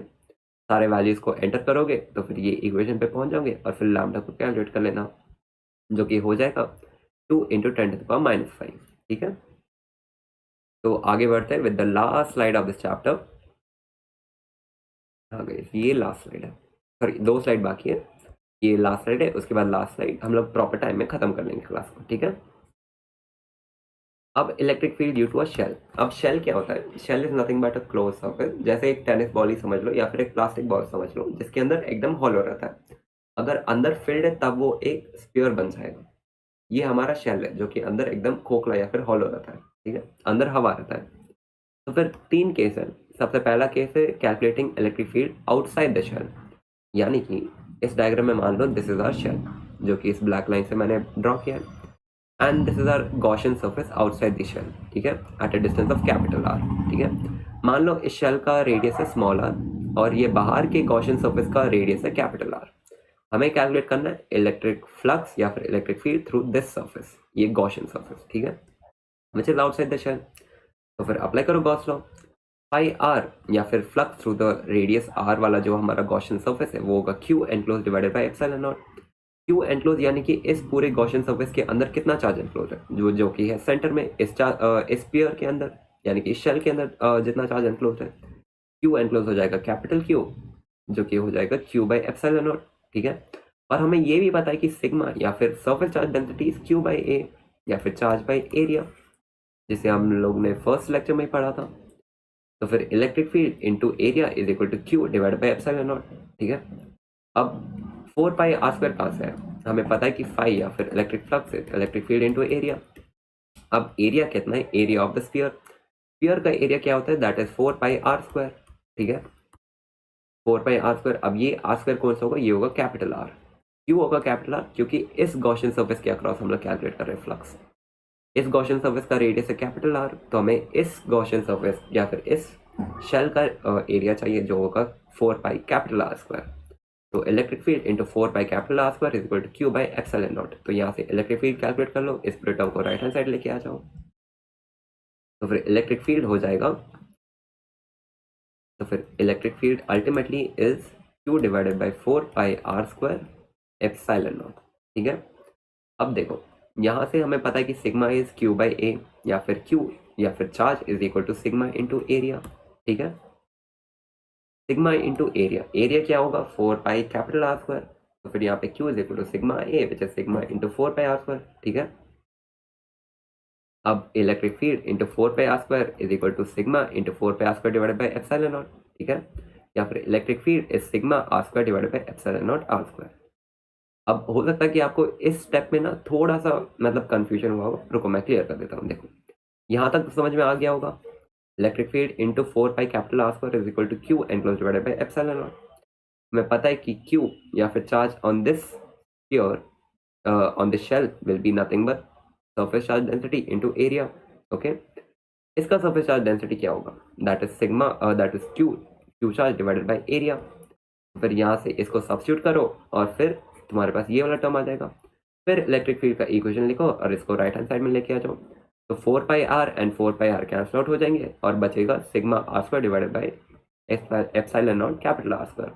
तो electric field is sigma R square divided by epsilon naught capital R square. ठीक है, उसके साथ द पहला वाला डेरिवेशन आउटसाइड द शेल खत्म हुआ। इतना समझ में आ गया तो थम्स अप दे दो गाइस। फिर दो छोटे derivation they. Next one is electric field on the surface. On the surface क्या है? जैसे कि मान लो ये हमारा शेल है। ठीक है, तो फिर इस शेल के अलोंग ही हम लोग अपना गॉसियन सरफेस कंसिडर कर लेंगे और उसके अक्रॉस कितना इलेक्ट्रिक फ्लक्स है वो कैलकुलेट कर लेंगे। देखो मान लो ये हमारा शेल है जिसका रेडियस स्मॉल आर है, इसके अक्रॉस इलेक्ट्रिक फ्लक्स कितना होगा? Electric flux is electric field into area, electric field into area of this shell. Area of this shell is 4 pi R square is equal to Q enclose divided by epsilon naught. तो यहाँ से electric field calculate कर लो, इस पूरे term को right hand side में लेके आ जाओ। तो electric field is Q divided by 4 pi epsilon naught R square. और हमें पता है कि सिग्मा या फिर the surface charge density is charge divided by area which is 4 pi R square. तो यहाँ से ये पूरा टर्म हो जाएगा तुम्हारा सिग्मा। तो sigma by epsilon naught is the electric flux through the surface. ठीक है, case 3 is inside the shell, यानी कि इस शेल के अंदर मान लो ये रीजन में क्या होगा इलेक्ट्रिक फ्लक्स। देखो मैंने कहा फ्लक्स जो होगा वो होगा चार्ज की वजह से, और चार्ज होगा क्यू एनक्लोज। क्यू एनक्लोज यानी कि चार्ज जो इस सरफेस पे डिस्ट्रीब्यूटेड होगा। सिंस ये एक कंडक्टर है तो फिर कंडक्टर में मैंने कहा था कि नोट में मैंने लिखा था charge is always on the external surface of the conductor. ठीक है, यानी कि इस बाहरी सरफेस पे चार्ज होगा, यानी कि अंदर चार्ज ही नहीं होगा। अब अगर अंदर चार्ज ही नहीं है तो फिर इलेक्ट्रिक फील्ड नहीं होगा। सिंस इलेक्ट्रिक फील्ड ही नहीं है इसका मतलब इलेक्ट्रिक फ्लक्स ही नहीं होगा, यानी कि electric field inside will be zero since charge is present on the surface. ये हमारा सरफेस होगा, चार्ज यहाँ इस एक्सटर्नल सरफेस पे प्रेजेंट होगा और हम लोग इसके अक्रॉस फ्लक्स कैलकुलेट कर लें। अंदर चार्ज ही नहीं है तो इलेक्ट्रिक फील्ड नहीं है, इलेक्ट्रिक फील्ड नहीं है तो फिर फ्लक्स नहीं होगा, इसलिए अंदर इलेक्ट्रिक फील्ड है जीरो। ठीक है, इतना समझ में आ गया तो थम्स अप दे दो भाई। फिर हम लोग लास्ट स्लाइड में बढ़ेंगे, जिसके साथ ये चैप्टर का मेजर पोर्शन खत्म हो जाएगा। इसके बाद हम लोग काफ़ी सारे क्वेश्चन सॉल्व करेंगे, उससे आपका कॉन्फिडेंस भी बूस्टअप होगा, फिर आपका ये डर जो है वो थोड़ा सा कम हो जाएगा फिजिक्स की ओर। ठीक है, ओके। अब लास्ट हमारा डेरिवेशन है electric field due to a solid sphere. अब सॉलिड स्फीयर क्या होगा? इट इज़ नथिंग बट, तुमने कभी मेटल का बॉल देखा है जो हम लोग कैनन में यूज़ करते हैं? फिर उसमें होता क्या है, वो एक बॉल रहता है जिसके अंदर मतलब मेटल रहता है, अंदर खाली नहीं रहता है, मतलब हवा नहीं रहता है अंदर, वो खोखला नहीं रहता है अंदर, अंदर भी वो भरा हुआ रहता है। वही होता है हमारा नॉन कंडक्टिंग। नॉन कंडक्टिंग यानी कि चार्ज जो है वो अंदर भी स्प्रेड हुआ रहता है। चार्ज सिर्फ सरफेस पे नहीं है, चार्ज अंदर भी फैला हुआ है, ठीक है। जब चार्ज अंदर भी फैला हुआ रहता है तब हम लोग बोलते हैं नॉन कंडक्टिंग। जब चार्ज सरफेस पे रहता है उसे हम लोग बोलते हैं कंडक्टिंग, ठीक है। अब देखो, सेम थ्री सिचुएशन होगा, inside, on the surface and outside, ठीक है। देखो, इनसाइड क्या होगा, दिस इज आवर स्पीयर समझ लो, ठीक है। और हमें कैलकुलेट करना है electric flux inside the sphere, यानी कि इस रीजन, मान लो कि ये हमारा इनसाइड द स्पीयर वाला region, this is inside the sphere. हमें इस रीजन में कैलकुलेट करना है इलेक्ट्रिक फ्लक्स, ठीक है। मान लो this is the radius R of the sphere and this is the small radius R for the Gaussian surface, ठीक है। ये हो जाएगा हमारा गॉसियन सरफेस और ये हो जाएगा हमारा स्पीयर, ठीक है। अब देखो, हमें ढूंढना होगा इस छोटे से गॉसियन सरफेस के अंदर कितना चार्ज एनक्लोज्ड है। वो हम लोग कैसे ढूंढेंगे, that will be with the help of volumetric charge density. मैंने फर्स्ट क्लास में कहा था कि वॉल्यूमेट्रिक चार्ज डेंसिटी क्या होता है। वॉल्यूमेट्रिक चार्ज डेंसिटी होता है चार्ज डिवाइडेड बाय वॉल्यूम, ठीक है। जैसे एरियल चार्ज डेंसिटी था चार्ज डिवाइडेड बाय एरिया और लीनियर चार्ज डेंसिटी था चार्ज डिवाइडेड बाय लेंथ, वैसे वॉल्यूमेट्रिक चार्ज डेंसिटी हो जाता है charge divided by volume. Volumetric charge density को हम लोग रो से भी रिप्रेजेंट करते हैं, ठीक है। देखो, चार्ज एनक्लोज या फिर क्यू डैश, जिसे हम लोग चार्ज एनक्लोज बोलेंगे, that will B charge density into volume of the Gaussian surface. अब गॉसियन सरफेस का वॉल्यूम यानी कि इस छोटे से मिनी स्फीयर या फिर गॉसियन सरफेस का वॉल्यूम क्या है, that will be 4/3 pi R square. Sphere का एरिया होता है 4 पाई आर स्क्वायर और वॉल्यूम होता है 4 पाई आर क्यूब, सॉरी ये आर क्यूब होगा, this will be 4 pi R cube, ठीक है। यानी कि charge density into 4 pi R cube. Charge density क्या होगा, charge density will be rho, ठीक है। रो यानी कि Q divided by volume of the sphere, volume हो जाएगा 4/3 पाई कैपिटल आर क्यूब। यानी कि ये 3 ऊपर आ जाएगा और ये होगा 3Q divided by 4 pi R cube, ठीक है। दिस विल बी रो या फिर volumetric charge density and volume of the Gaussian surface will be 4/3 pi small R cube, ठीक है। तो यहाँ पे Q dash will be 3Q divide by 4 pi R cube into 4/3 pi R cube. यहाँ से common terms cancel out हो जाएंगे, यानी कि 4 और 4 कैंसिल हो गए, 3 और 3 कैंसिल हो जाएगा, पाई और पाई भी कैंसिल आउट हो जाएगा, यानी कि charge enclose will be capital Q into small R cube divided by capital R cube. हमारे पास Q एनक्लोज मिल गया। अब तो फ्लक्स कैलकुलेट करना ईजी है, गॉस लॉ अप्लाई करो and flux will be Q enclose, यानी कि this whole value divided by epsilon naught. अब flux is electric field into area. Electric field यहाँ पे एरिया हो जाएगा 4 pi R square is equal to Q enclose, जो कि यहाँ पे हमने कैलकुलेट किया, डिवाइडेड बाय एप्सिलॉन नॉट। यानी कि इलेक्ट्रिक फील्ड हो जाएगा, ये पूरे टर्म को राइट हैंड साइड पे लेके आ जाओ, Q R divided by 4 pi R cube into epsilon naught. इतना समझ में आ गया तो थम्स अप दे दो या फिर क्लियर लिख दो चार्ट सेक्शन में। उसके बाद हम लोग आखिरी के 2 छोटे से डेरिवेशन पे बढ़ जाते हैं। उसके बाद हम लोग एक छोटा सा ग्राफ देखेंगे, उसके बाद ये लेक्चर खत्म हो जाएगा आज के लिए, ठीक है। अगले 2 मिनट में हम लोग खत्म करेंगे इस क्लास को, ठीक है। नेक्स्ट है electric field outside the sphere. अब देखो आउटसाइड द स्फीयर कैसे होगा, मान लो ये हमारा स्फीयर है, ठीक है, और ये हमारा गॉसियन सरफेस। हमें कैलकुलेट करना है electric flux through this Gaussian surface. Same होगा electric field into area of the Gaussian surface, जो कि होगा 4 pi R R square is equal to Q enclose divided by epsilon naught. अब Q enclose कितना होगा, that will be Q या फिर charge on this sphere. अब charge on the sphere कितना है, जो कि क्यू यहाँ पे दिया गया है, देखो मैं इधर दिखा देता हूँ। इस स्फीयर के अंदर चार्ज क्यू है, यानी कि Q enclose will be capital Q. तो फिर यहाँ से तुमने एरिया लिख दिया है, इस एरिया को राइट हैंड साइड में लेके आ जाओ, इलेक्ट्रिक फील्ड मिल जाएगा Q divide by 4 pi R square epsilon naught. या तो इस फॉर्मूला को याद रख लो, ये सबसे इजी फॉर्मूला है, इसलिए मैं कहता हूँ कि इसी फॉर्मूला को याद रखना, या फिर आप इस फॉर्मूला को मॉडिफाई कर सकते हो एंड अल्टीमेटली तुम इस फॉर्मूला पे अराइव कराओगे, V R cube divide by 3 R square epsilon naught V, या फिर आप रो भी लिख सकते हो, which is volumetric charge density, ठीक है। मैं आपको सजेस्ट करूंगा कि आप ये वाला फॉर्मूला याद रखना, ठीक है। अब देखो एक क्लास ग्राफ है जिसके साथ विल फिनिश आज का लेक्चर। इस ग्राफ को थोड़ा समझ लेते हैं। अब जो 3 सिचुएशन था, electric field outside the sphere, inside the sphere and on the surface of the sphere. देखो सेंटर में इलेक्ट्रिक फील्ड होगा 0, क्योंकि एग्जैक्ट सेंटर में चार्ज एनक्लोज 0 हो जाएगा, ठीक है। जैसे ही हम लोग धीरे धीरे बाहर जाते रहेंगे तो फिर इलेक्ट्रिक फील्ड भी बढ़ते रहेगा, ठीक है। Electric field inside is directly proportional to radius का स्क्वायर, जो कि हमने यहाँ पे कैलकुलेट किया था। देखो electric field inside will be directly proportional to radius whole square, क्योंकि यहाँ पे है ही, ठीक है। फिर electric field inside will be directly proportional radius का स्क्वायर, यानी कि जैसे ही हम लोग रेडियस बढ़ाते जाएंगे अंदर का इलेक्ट्रिक फील्ड भी बढ़ते जाएगा, तो फिर हमें एक स्ट्रेट लाइन मिलेगा।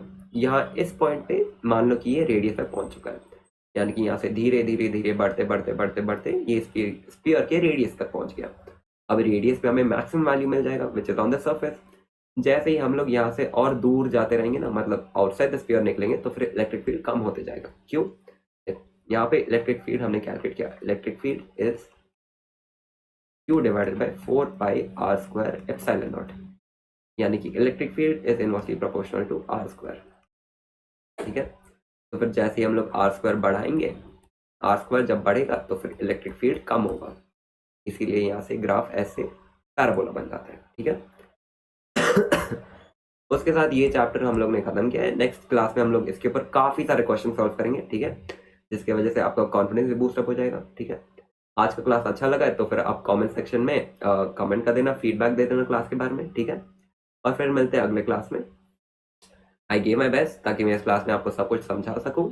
चैट सेक्शन में भी लिख दो ऑल क्लियर या फिर थम्स अप दे दो कि आपको भी क्लास कैसा लगा। अगर सब कुछ समझ में आ गया तो फिर कमेंट कर देना, अच्छा लगता है, ठीक है। तो मिलते हैं अगले क्लास में, आज के लिए इतना ही था इस लेक्चर में, ठीक है। मिलते हैं गाइस।